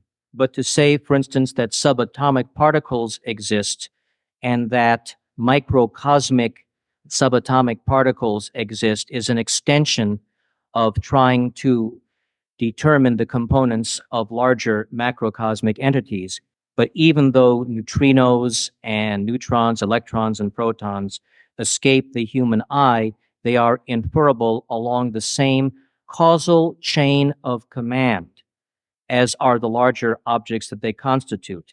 However, unlike microscopic entities, the notion of a God that is transcendent to and outside the universe and actually leaps away from that very causal chain of command, that is something which is not empirically inferable from the evidence available to us. So things don't have to be seen if there is a causal chain that can lead to their inference, as for instance, viruses. We can't see them, but we see that they are in a continuum along the same chain of command of causal events. But to go outside the universe and say God stands to the universe as an atom stands to this wooden podium, I believe is not analogous, because God is outside the causal chain and the reasoning does not empirically follow. Thank you, Mr. Tabash. We will now move from the cross-examination phase to the 5-minute rebuttals. Mr. Tabash, will please give us your 5-minute rebuttal. Well, Dr. Bahnsen wants to focus me away from the Bible, but I can't let him do that, you see, because he believes as a Christian theist. And Christian theism, by very definition, stands or falls on the Bible. Now, I'm afraid that Dr. Bahnsen did something which was very much question-begging. He said that the Bible is self-authenticating because it makes that claim. Well, I know Dr. Bahnsen, as a fundamentalist Protestant Christian, probably would not like the claim of the Roman Catholic Pope to divine infallibility, but a Roman Catholic could make the same argument and say, wait a minute, that claim is self-authenticating by the papacy. Also, a few years ago on Sunset Boulevard in West Hollywood, a guy came down from the Hollywood Hills carrying a sign saying he was the Messiah. And he was very entertaining, and I walked up to him and I said, what proof is there? And he says, because I say so. So if all you have to do to claim divine authority is to write in a book of antiquity that you, in fact, are the Word of God, then anybody could lay claim, and here's the point, everybody's claim would be as valid as anybody else's claim. So if self-authentication is a very, very dangerously poor argument to get at the notion of divine authority, because all religions claim self-authenticating. There are Buddhist monks who will tell you that the proof of their doctrine can be experienced directly through a meditation process, and that itself is an even greater authenticity because you can experience it directly. Shouldn't that be a superior mode of inquiry, your direct experience through meditation, than just an ancient book that was written such a long time ago? Does that mean then that the mystics, the yoga masters of India, the Taoist masters of China, and the Tibetan Buddhists, and the Zen Buddhist masters of the Japanese language islands, that they are superior to Christians because they don't rely on putative words written in a book, but they engage the experience directly? And so wouldn't that be a greater authenticity and leave Christianity in the dust?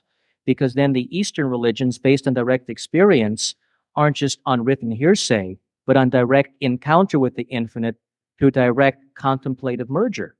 So that would seem to not only establish some kind of deity, but it would certainly be the most powerful rejection of the Christian deity, that God is not something that you have to read in a book about, but that you can experience directly. And this brings me to a very important point. If this God exists, then why shouldn't it be amenable to direct experience rather than asking us to believe the hearsay of a bunch of ancient authors whose authorship isn't even authentic? So if in fact the divine creative force exists, why would it manifest through ancient Bibles without updating them, without giving updated confirmation of miracles? Why would that God not turn around and say, forget what men have written about me? They're just men, and women weren't even permitted authorship in those patriarchal societies. So why don't you experience me directly? And if we can experience God directly, then we have no need for Christianity, because that explodes the whole concept of Jesus as a valid intermediary. And so the point is that if the Bible fails by its claim of self-authentication to validly make that claim, if it is nothing but a self-serving proclamation, then Christian theism, which is what my opponent is defending tonight, not theism in general, but Christian theism falls apart completely because it is dependent on that book. And I'm arguing a larger point, which is the fact that a book claims something doesn't mean it's true. Otherwise, the people who write books about their UFO abduction experiences are telling the truth because they're self-authenticating it and they're putting it in a book. So I would say the Bible, with its inconsistencies, with its irregularities, and its span of over 1,000 years in composition, is simply not a valid basis to say all our brothers and sisters on this planet will go to hell unless they believe in Jesus. Thank you, Mr. Tabash. Dr. Bahnsen, will you please give us your 5-minute rebuttal?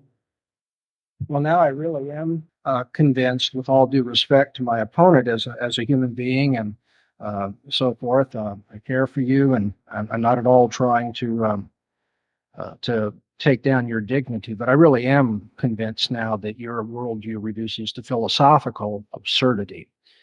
We have heard Mr. Tabash claim that all knowledge is either by direct observation, or he said, as though he were answering my question, he didn't. It's either direct observation, he said, or it's empirically inferable. That is, it's something you can infer from your direct observations. But don't you see that the claim that all knowledge is observational or based on empirical inference is itself a claim that's not observational, nor is it based on empirical inference. No number of observation reports from people in the world will logically infer, will bring down the conclusion that all knowledge is restricted to observation. That is a self-refuting claim. And our opponent here tonight hasn't even thought through his worldview enough to realize that. He's stepped into this, and now, you see, he doesn't know any of the things that he has claimed tonight whatsoever because he hasn't proved them by observation. Notice that he claimed there can't be a hell because that's just too preposterous. Oh, did he observe that it's too preposterous? Now, on the one hand, you have an opponent here who says you only know what's based on observation or by inference from it, and then you have him making all sorts of claims that have nothing to do with observation, and no attempt is even made to make them observational. So you see, he contradicts himself in the very process of trying to defend his atheism. He tells us that proof is not by a mere claim to inspiration. Of course, I didn't say that it was by a mere claim to inspiration.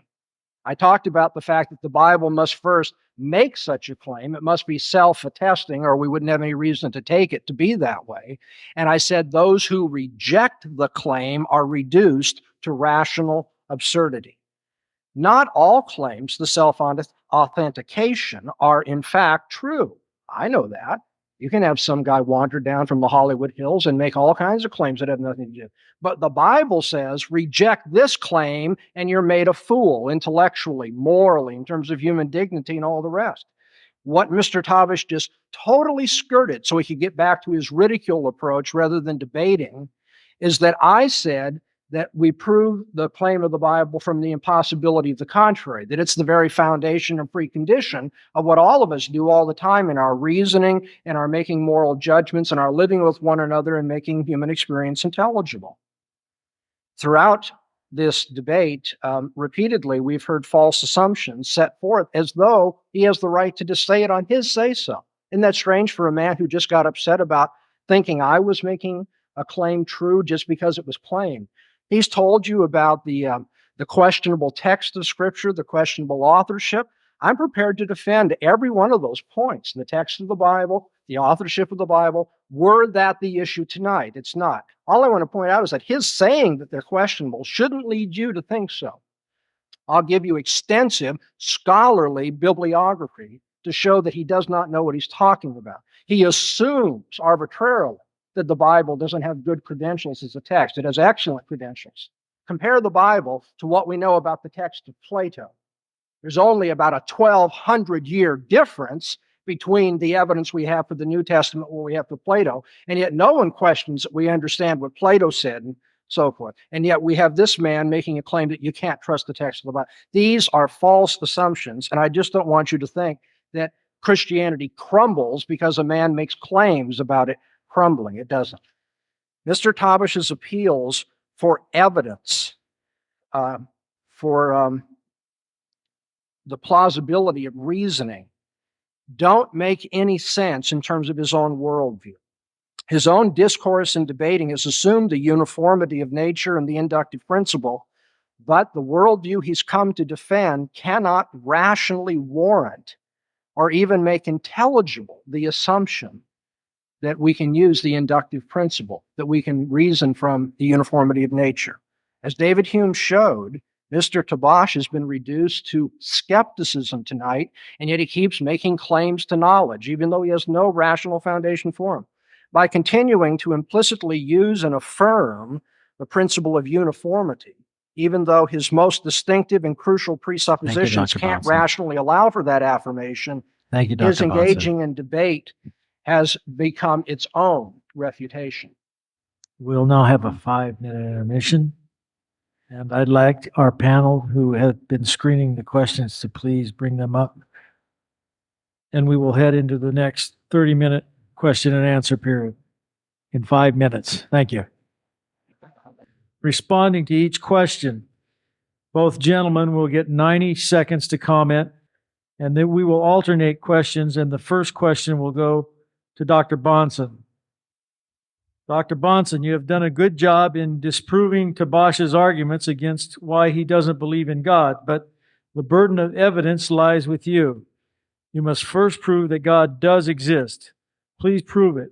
You have not proved more than you have not proved that God does exist more than Tabash has proven that God has not merely a human projection, I believe that is.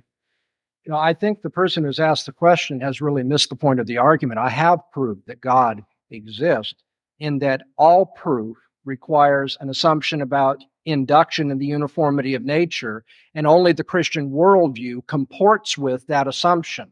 And therefore, God is the foundation of all reasoning about any matter whatsoever. Now, I've set that out there as a philosophical argument. I'm waiting for some refutation of it. I'm not asserting that just on my own authority. I'm saying atheism doesn't comport with the uniformity of nature. The Christian theistic view does, and that shows that that worldview is more rational than the other, that the one is irrational, as a matter of fact.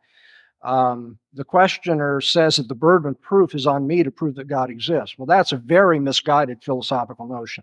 I hope you didn't all come in here tonight with the presumption of atheism. You should have come in here to realize that philosophical worldviews all have the burden of proof to show that they make sense, that there's a reason to believe them, and so forth.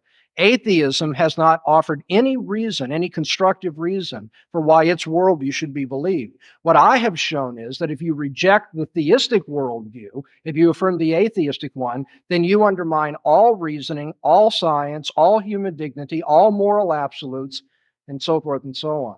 No, I don't have the burden of proof any more than my opponent does. Or if you will, I would speak from a Christian standpoint. Since God is so clearly known to everyone, and we all come in here knowing God, the burden of proof is on people to show that he doesn't exist. Thank you, Dr. Bahnsen. Would you please respond? Mr. Well, Tabash? I believe that, in a sense, the burden of proof is on the proposer of the supernatural phenomenon. And I say that to go back to Dr. Peikoff's analogy of who has the burden of proof about the convention of gremlins on Venus studying Hegel. And I believe that the one who posits an entity of supernatural quality, outside the boundaries of the natural universe, outside of our experiential comprehension, that is the one who has the burden of proof. Now, I believe that there are many, many good and intelligent people who do not see this evidence, this ever-present evidence that Dr. Bahnsen sees of this God. Dr. Bahnsen acts as if this God were somebody sitting in the audience who could be seen. It's almost like the invisible friends we all had when we were a child. The 3-year-old says, I want you to meet my friend Ralph, but you can't see Ralph. Well, I can't see Dr. Bahnsen's Ralph, who he calls God. I admit that. I don't see Ralph. And I don't believe that my inability to see Ralph is because of a defect in my perception. I believe that it's up to Dr. Bahnsen, since Ralph is invisible, to prove that Ralph exists. And the absence of that, I believe that the burden of proof is on him because he is postulating the claim that requires going outside of nature. Thank you, Mr. Tabash. Question to Mr. Tabash.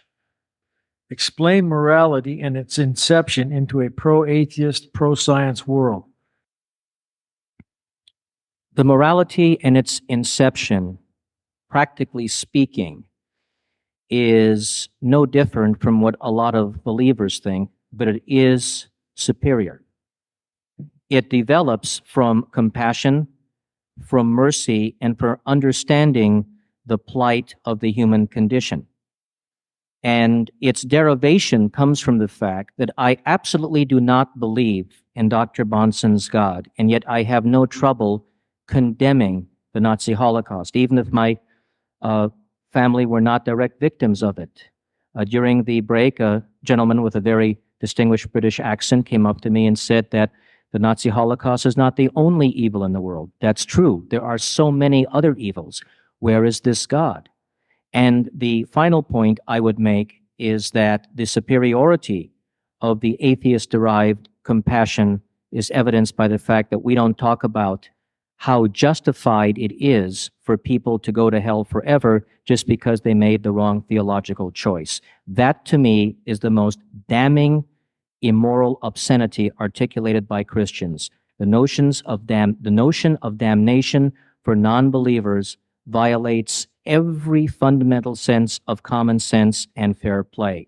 And I think I, as a rational human being, am qualified to make that judgment, even if Dr. Bahnsen's God gets upset with me.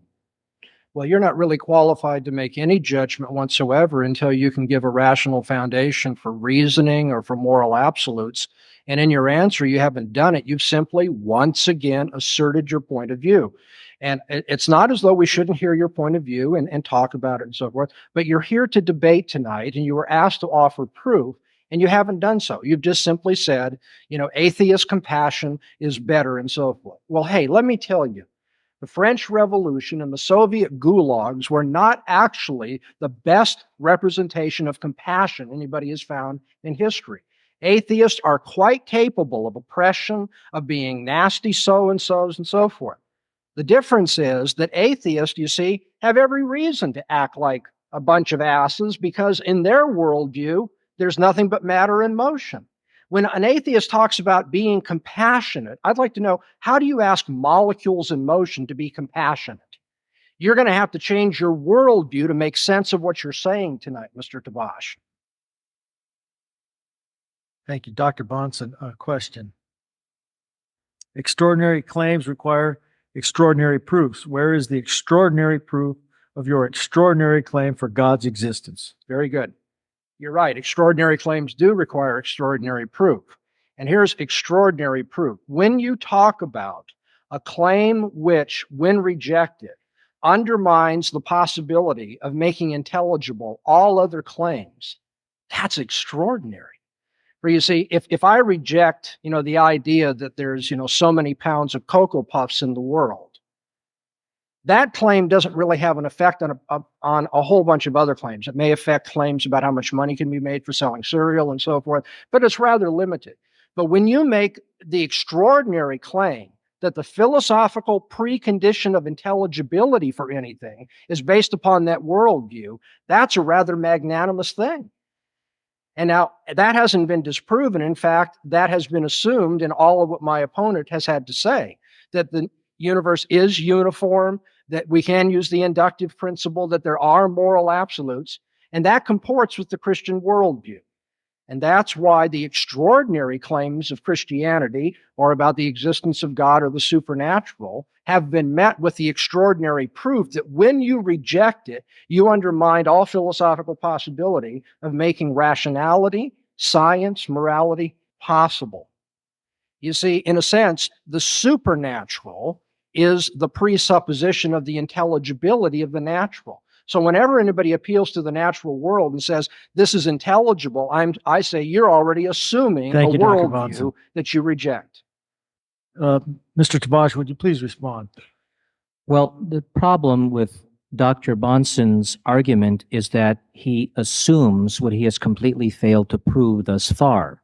He's talking about morality deriving only from the Christian God and cannot derive from anywhere else in the same level of moral sublime quality, but he has never proved his Christian God. His claims of biblical self-authentication and his claim that the Bible is not mistaken is something he has not proved. So if the Bible does not support the Christian theist position, and there's no other document that supports the Christian theist position, and there's no other avenue other than the Bible in which God allegedly said to people, only Christianity is the way to reach me, then I think that Dr. Bahnsen has a problem, because the Orthodox Jewish rabbis who argue with me day and night in my life could come up to him and say, we don't need the Christian overlay on initial Judaism to be highly moral people. And then a Buddhist could come along and say, we don't need your anthropomorphic concepts of a self-willed, conscious, separate deity to have moral concepts. And so could the yoga masters of India say the same thing. So could Gandhi say to Dr. Bahnsen, I don't have to be a Christian to recognize these truths. Thank you, Mr. Tabash. A question for Mr. Tabash. Since you probably support the right of abortion, how does the events and deaths in the concentration camps differ from the unborn child in its mother's womb, i.e., for the child dying is held in a concentration camp? Well, I didn't think I'd be having to reprise my abortion debate, but here goes in 90 seconds, okay? First of all, up until the 32nd week of pregnancy, when abortions are no longer occurring, there is no capacity for consciousness. Conscious awareness can only come about when the cortical neurons in the brain are linked to each other by a system of synapses. And until that is in place, there's no capacity for self-awareness, which means there's no capacity for consciousness, which means there's no capacity for suffering. Also, no one at law is ever required to sustain the existence of another person. If you wake up in a hospital and you're attached to some great scientist, you wouldn't be required to give of your bodily functions to sustain that other's existence. So to require a woman to sustain a pregnancy against her will would be the only time in our legal system where one human being is required to give of their bodily functions to sustain the life processes of another. And in this case, that other is not fully developed and is entirely dependent upon the woman and is inside her. And as I said, the latest that abortions occur are at 28 weeks of pregnancy. More than 97% of them are completed by the 20th week of pregnancy, and a significant brain function to sustain an awareness of pain and consciousness doesn't even have possibility until much later on. Could you please keep that down, please? Thank you, Mr. Tabash. Dr. Bahnsen, would you please respond to that? Yes, notice the contradiction again in my opponent's reasoning here. He tells us that it's all right to execute these developing human beings because, according to him, there's no capacity for consciousness up to a certain point. And yet earlier in the debate, you heard him say that we only know things based on observation. And I'd like to know, on what observational basis does he know what consciousness the developing fetus has or doesn't have, or is even capable of having? Are capabilities something that you observe as well? You see, he just can't decide which worldview he wants to use. As a matter of fact, what you see in the case of the developing fetus is always a matter of degree. There is no question after conception that you have all the biological components here of a human being. The child does not become a human being when it is fully developed in its mental capacities. I can't believe a man who has relatives who were killed under that kind of thinking would now apply it to innocent unborn children. For you see, if you start saying those people that you don't deem fully developed can now be executed, then we're right back to Hitler and the genocide of people that you think aren't fully developed. Thank you. Please keep that down. I didn't know this was going to turn into an abortion debate. You asked. Sounds pretty good, Mr. moderator. Question for Dr. Bahnsen. Why is it so obvious that morality cannot exist without God? Aren't you making the mistake of assuming that reality is only a physically probable phenomena? Why can't reality be composed of a physical as well as an ethical law? Well, I suppose if somebody wished to advance that worldview, it would be something similar to what Plato did. I'd be glad to appear at another debate and debate that worldview. But that is not the atheist worldview. The atheist worldview assumes that it's matter in motion and other forms. I mean, I could state it in a more sophisticated way if you want to go to a graduate course in philosophy, but you know what I'm getting at. But there have been worldviews that say you have matter, and then you also have the realm of ideals or abstract notions, and you could have then ethics there, and you could have science in the material world. And the problem with that worldview is, as it was for Plato and everybody else who tries to be a dualist, is you can't bring the two together. You can't relate the two. You can't use the principles for one to explain, understand, or be in touch with the other. But the most important thing relevant to tonight's debate is that this is not an answer available to my opponent. Because if he wishes to assert that there are immaterial realities like moral absolutes, he's going to have to give some account of that is consistent with his denial of the supernatural, the abstract, and the immaterial. Thank you, Dr. Bahnsen. Mr. Tabash, would you please respond to that? Well, I think I'm just going to give such abstractions and demonstrate how they work in response to my opponent's challenge. And that is, we know that love can be experienced because love is what we define it. It doesn't have to be a supernatural phenomenon. Love doesn't have to go outside the realm of human experience because we define it as a feeling that we have. We don't define it as a separate invisible entity that floats around the universe. So if love can exist for the atheist, and I assert that it can, then I think that morality can exist for the atheist. In fact, I would say that the theist has a problem because the theist then has to justify this God's, and I'll use the term again, being asleep at the wheel when awful events happen in the universe. Also, the theist, the Christian theist, has to justify the books of the Bible where God does some very terrible things to some very innocent people, or essentially provides capital punishment for an offense no greater than jaywalking. And if you have this kind of a disproportionate divine hand slapping you down, then I think that the onus on justifying morality falls back on those who would defend the immoral acts of this colossal being. I refer again to the book of Numbers, which is in the Bible. No one can get away from it.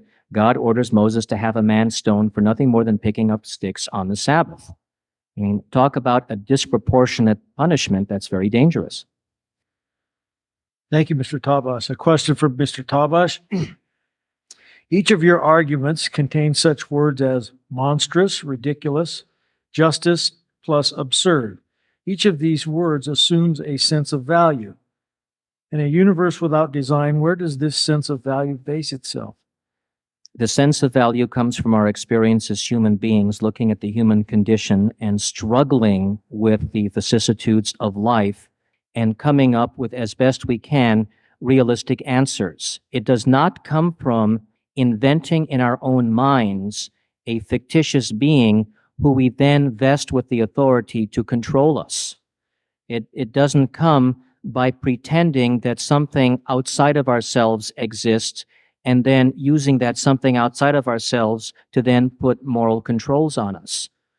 Just like love does not require a postulated supernatural being in order to be a valid emotion. Love does not require the God of Christianity in order to abound among people of goodwill. So it is that love is not the only great moral good that can exist without a deity. So can charity, and most of all, so can mercy. So can the realization that because we are alone on this planet, that all we have is each other, and that makes more poignant and more tragic the importance of our caring for each other. That is a high morality that comes from the absence of a divine parent. Thank you, Mr. Tabash. Dr. Bahnsen, would you please respond? In an atheist universe, there's no obligation for us to care for each other whatsoever, because we're nothing more but bags of biological chemicals and things subject to the laws of physics. And Mr. Tabash has been asked a very good question. It'd be nice if he finally would come out and address it and deal with it rather than skirting it. How do values comport with his view of the universe? Now, no one doubts that atheists feel love. I agree they do, because I know they're made in the image of God. I can account for the love that they feel. I can account for the compassion they want to show. But they cannot account for it, because every time they do, they end up appealing to things which are not molecules in motion. Talk about fictitious projections. He thinks that's what my God is. Without this God, we couldn't reason at all, make these moral judgments. But you make a fictitious projection that there is something like value or love when all you have to work with are molecules in motion. It should be commented somewhere along the line, because it's just not right for a man to keep making remarks that are distorted and false and just think he can walk away from that publicly. The Bible does not teach capital punishment for nothing more than picking up sticks. And yes, I know the book of Numbers, and yes, I'll be glad to debate that with you anyway. The man who picked up sticks defied God to his face. For that, he was executed. Thank you, Dr. Bahnsen. Question for Dr. Bahnsen. You say that the proof of God's existence is obvious, yet the only proof you mention is some complicated philosophical argument about inductive something or other, inferences, and what seems to me to be very indirect, subjective, circular logic. Is there any obvious proof for those of us who never took a course in obscure philosophy? Oh, sure. Although I really do appreciate the spirit of that, since I teach philosophy, and I know the frustration of those who don't study philosophy and they think all of this is gobbledygook and so forth. I assure you, this is not just, verbal legerdemain and so forth, that not all philosophers would agree with Dr. Bahnsen. They like to argue with this. But what we're talking about tonight in the history of philosophy is known as transcendental reasoning. Reasoning about the preconditions for the intelligibility of empirical experience or whatever it may be. And it isn't just a matter of subjective feelings or reasoning in a circle. A transcendental argument proves itself from the impossibility of the contrary. And I can give you passages in the Encyclopedia of Philosophy and other standard works, not written by Christians necessarily, that talk about that line of reasoning. That's what we're talking about here. Now, can this proof be understood by people who don't want to go through all the sophistication of a philosophy class? Absolutely.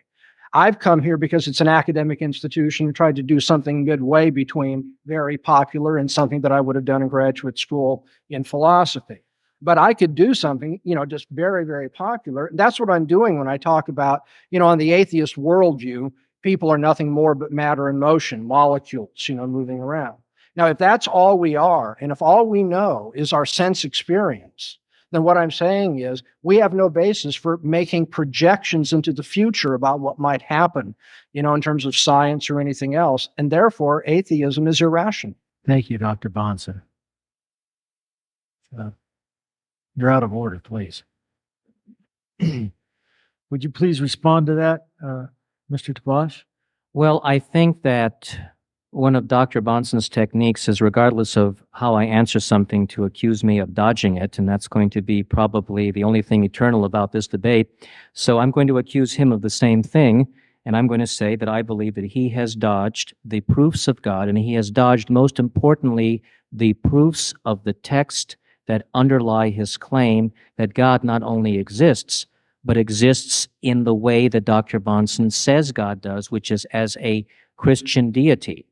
And so I believe that as long as Dr. Bahnsen gives what to me are totally weak responses to justify the inerrancy of the Bible, that regardless of his other appeals to things in a natural order, those other appeals would argue against a Christian God. Those other appeals, even if they showed a deity, would show a deity of universality. They wouldn't show a deity that is exclusively favoring only those who believe in Christianity. And so I believe that if Dr. Bahnsen wants to make his point for a theistic entity that is exactly as depicted in the Christian Bible, that Dr. Bahnsen has to be very careful to make sure that everything in that Christian Bible can be proven to be true beyond a reasonable doubt, as we say in the courtroom. And I think that he has not sustained that burden of proof. Thank you, Mr. Tabash.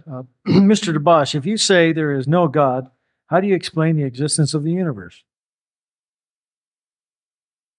Well, I think that we have to talk about what we mean by God. If you're talking about Spinoza's God, then maybe we agree that the word God can have application. But Spinoza's God is not a separate being that can be prayed to. Spinoza's God is not a separate conscious being that says, okay, this person believes in Mormonism, this person believes in Catholicism, and I'm sending one or the other to eternal damnation. So you see, the point is that if the universe is derived from an unknown beginning, that does not mean that our inability to yet concretely define that beginning, though I think we can have some greater assumptions than blind faith religionists can, that doesn't mean that we have to cling to superstition until the answer comes along. That doesn't mean that until we define viruses, we have to believe it was evil spirits making people sick. Certainly, the universe does show us certain things, and that is that the laws of physics are immutable and universal in the universe. If that's true, that does not allow for a transcendental being beyond the universe to violate those laws on one planet in the solar system a few thousand years ago. Thank you, Mr. Tabash. Dr. Bahnsen, would you please respond? Yes, I don't think that I have avoided any of my opponent's questions whatsoever, although I think repeatedly he has portrayed them in only half of what I've said, say about self-authentication. He has yet to deal with the problem of Hume and Bertrand Russell and the principle of induction and so forth, and I'm going to keep bringing him back to it, whether he, is happy with it or not. But about the origin of the universe, to say that we don't have an answer to that and we're working on it, is to say at this point we don't have a foundation for our understanding of the world that we're studying, that we, as far as we know, it's totally arbitrary. It's just a chance world. But if it's just a random chance world, we can't account for it, we don't know where it came from and so forth, then why do we apply principles that are contrary to randomness, contrary to chance, and trying to understand it? You see, the atheist just can't have it both ways, appealing arbitrarily to, well, it just happens and we don't know why, and then saying we have to have an empirical reason for everything if we're going to believe it. Mr. Tabash simply will not stand still in his philosophical worldview and decide what his theory of knowledge is and make his theory of reality comport with it. As a matter of fact, atheists have a real difficult time explaining the origin of the universe, and in the end, they end up saying something like, everything that we see came from nothing. I'll give you the quotations later. My time's going to run out here, but it has run out. Thank you. Thank you, Dr. That will end our 30-minute question and answer period. We will now move into the final segment of this debate, segment 4, where we will conclude this debate with 10-minute closing statements. Mr. Tabash will lead off with his 10-minute closing statement. Thank you, Mr. Tabash. Well, this is the last opportunity I have to address you as a group. And I would say that notwithstanding Dr. Bahnsen's swipes at me, and I think that immortal line of being a criminal in the universe is a lot of fun. But notwithstanding that, I think that I don't have to demonstrate the impossible in order to be able to talk about the possible. Now, certainly the idea of the hydrogen and the carbon and the basic building blocks of life on this earth are much more plausible from what we can perceive than a putative mythological being, some equivalent of ancient societies' giant frog or giant crocodile god or whatever. I think that when you create a myth in order to fill in the gaps of what you don't know, that doesn't validate the argument. I don't have to know exactly how my typewriter was put together in order to know its limitations. I may not know exactly what piece went where first, but I do know that my typewriter will never be able to make coffee. That's the nature of the beast. So I may not know exactly which atoms came together first, and neither does Dr. Bahnsen, though he may pretend to by his attempt to seize upon divine knowledge through the Bible. But I do know that however it begun, and I think the Big Bang Theory is a scientific theory that is plausible and that doesn't depend on supernaturalism, but however the universe begun, I think that we do today know its qualities to a large degree. So I don't know how this microphone was put together exactly, but I know that it carries my voice more than it would if I were not speaking through it in a hall this size. So I know that the universe, in what it shows me, does not depend upon violations of its own laws. And I know that the universe is not so structured that there is an invisible being who periodically, but hasn't done so in 2,000 years, violates those laws in order to make a point. And I believe that that being, if it wanted me to believe in it, should have had the rabbis take me to the Santa Monica Beach in 1955 and part the Pacific Ocean the same as the Red Sea was allegedly parted. But when I did this debate on this campus in March of this year, I began by saying that no one will believe me if I tell you that 2,000 years ago, on this very site here in ancient Davis, that a spaceship from Mars visited this very site and set in motion a special machine which would determine that 2,000 years later, a University of California would be built on this site and it would be renowned for its veterinary school. Now, none of you will believe me because there's no proof that such things happen. There is no proof that flying saucers landed in Davis 2,000 years ago because there's no proof that they land in Davis today. And there's no proof that the destiny of this university wasn't finalized 2,000 years ago because there is no proof that the present at any given moment can predict precisely what the future configuration will be. If you had proof that people 2,000 years ago could predict exactly what future universities would look like, you would then believe my claim, but you don't. And I can tell you, and I think that I'm being a little bit more magnanimous than my opponent, that I would never, even though I'm convinced of what happened 2,000 years ago on the sacred spot, I would never tell any of you that you're going to go to hell forever because you don't believe in what happened, even though I believe that, in fact, the flying saucer came and the prediction came true. Because verifiability is something that we justifiably can look to in whether or not to believe the supernatural.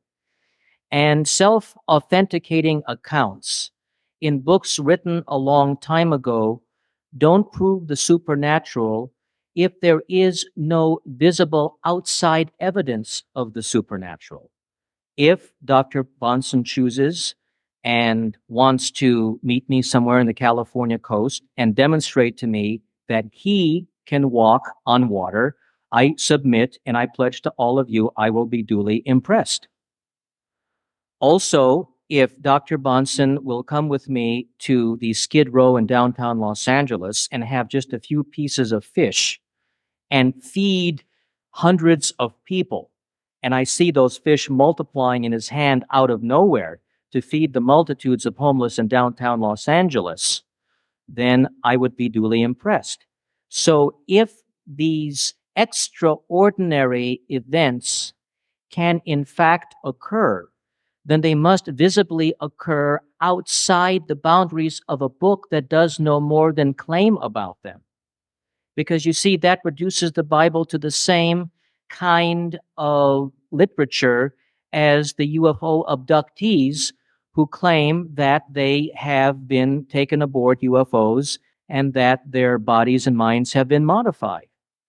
In order for the God of Christianity, based on the Bible, to be nothing more than the ancient version of Elvis Presley sightings, we need verifiability that such types of violations of the laws of nature can and do occur. Or better yet, we need verification that they were not laws of nature, but that they were part of nature, and that we have in other human beings the same capacity for duplication. So if other people can resurrect from the dead, if other people can, by the energies within their bodies, suspend the laws of gravity, if other persons can materialize more out of little, then if miracles can be replicated today, it would help the evidentiary foundation of the supernatural claim. I have a friend who is a born-again Christian, and I told him that the claim in South India at Benares is that Sai Baba, a Indian guru, is capable of making ash appear out of nowhere. And there are pictures of him holding an urn upside down, taking out gallons and gallons of ash and materializing pieces of candy for the little children out of nowhere. And this born-again Christian friend said to me that unless it is trickery, it is of the devil. Why do the Christians say that if supernatural power is manifested by anybody other than their guy, it is of the devil?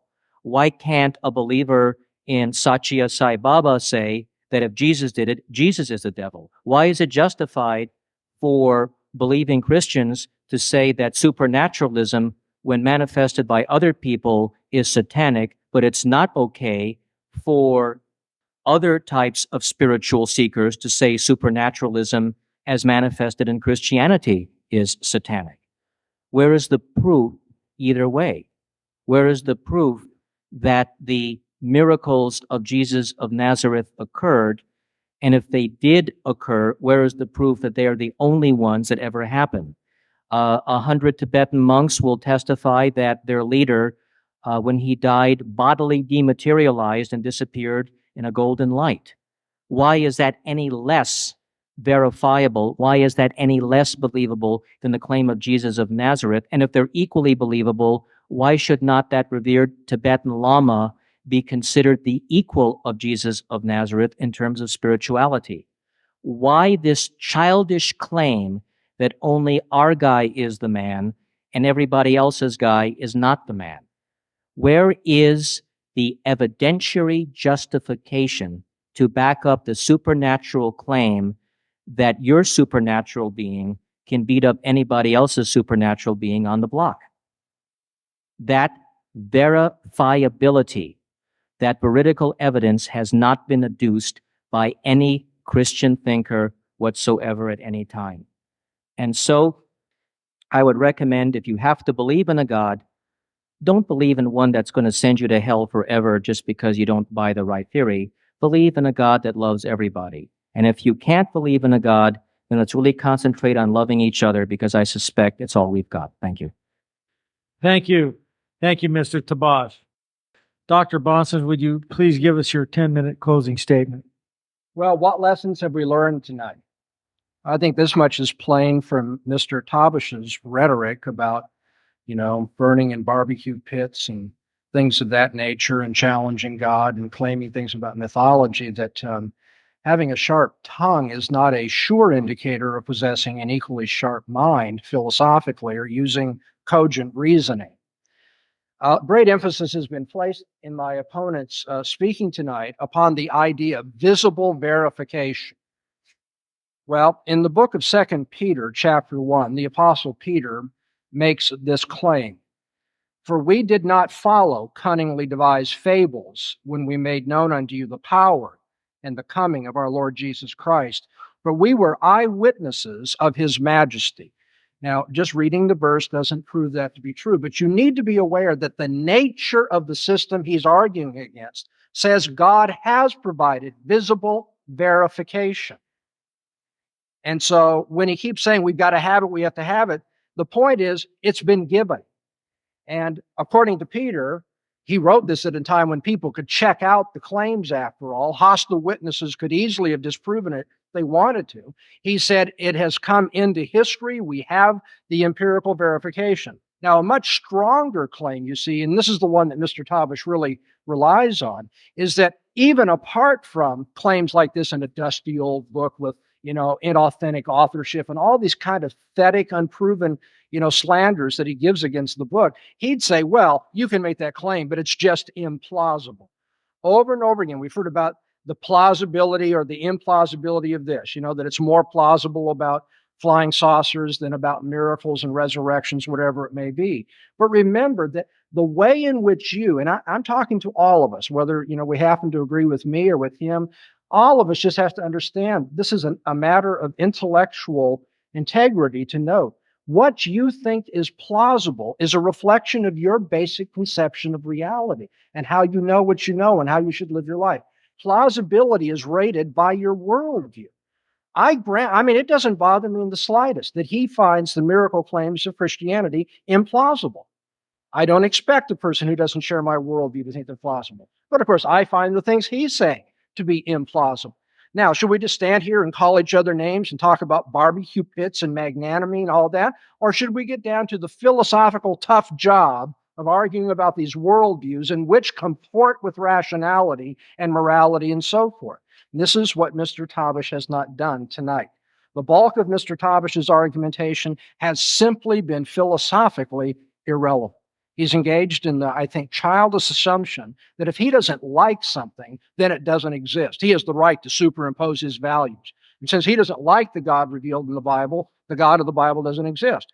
Well, his likes are irrelevant to what does and does not exist, just as mine are. But he engaged in that form of reasoning, and it ought to be exposed as such. He says the God idea is preposterous. Well, of course, what he's saying here is not proof, it's just personal pontification. What you think is preposterous is a function of your underlying presuppositions. Mr. Tabash has said that at one point, he said, I can't explain every natural phenomenon, but I don't need to. Well, you've missed my point. I argued that you can't explain any natural phenomenon. And so every time you say, I want natural proof, I want empirical verification, my point is your worldview can't account for anything in the world, miraculous or not miraculous. He says when we come to the Bible, we should not suspend normal analytical procedures. I agree with him. No one has asked him to do that. My whole point is that all of our normal analytical procedures presuppose the God that is revealed in the Bible to make sense out of the inductive principle, moral absolutes, human dignity, and all the rest. Just what has been missing in what Mr. Tabash said tonight? You go back and if you get the tape, listen to it. He did not offer or even attempt to offer one constructive proof for his own thesis or conclusion. He spent his time simply trying to say he didn't like what I was saying. He found this preposterous, implausible, barbecue pits, and all the rest. But did he bother to prove what he came here to debate tonight? No. Now, I may not have persuaded you, and I may not have proved what I think that I have proved, but at least I have come here and offered you a form of proof. It's called transcendental proof, proving something from the impossibility of the contrary. I've looked at his presuppositions and shown that they violate the conditions of rationality and shown that the Christian theistic view does not. He could not offer a rational warrant for the uniformity of nature or the inductive principle. And so he has left all scientific inference, all of our daily experience, our learning, memory, our study of the past, and even our use of language unintelligible. His worldview doesn't make intelligible what he's been trying to do tonight in reasoning and arguing.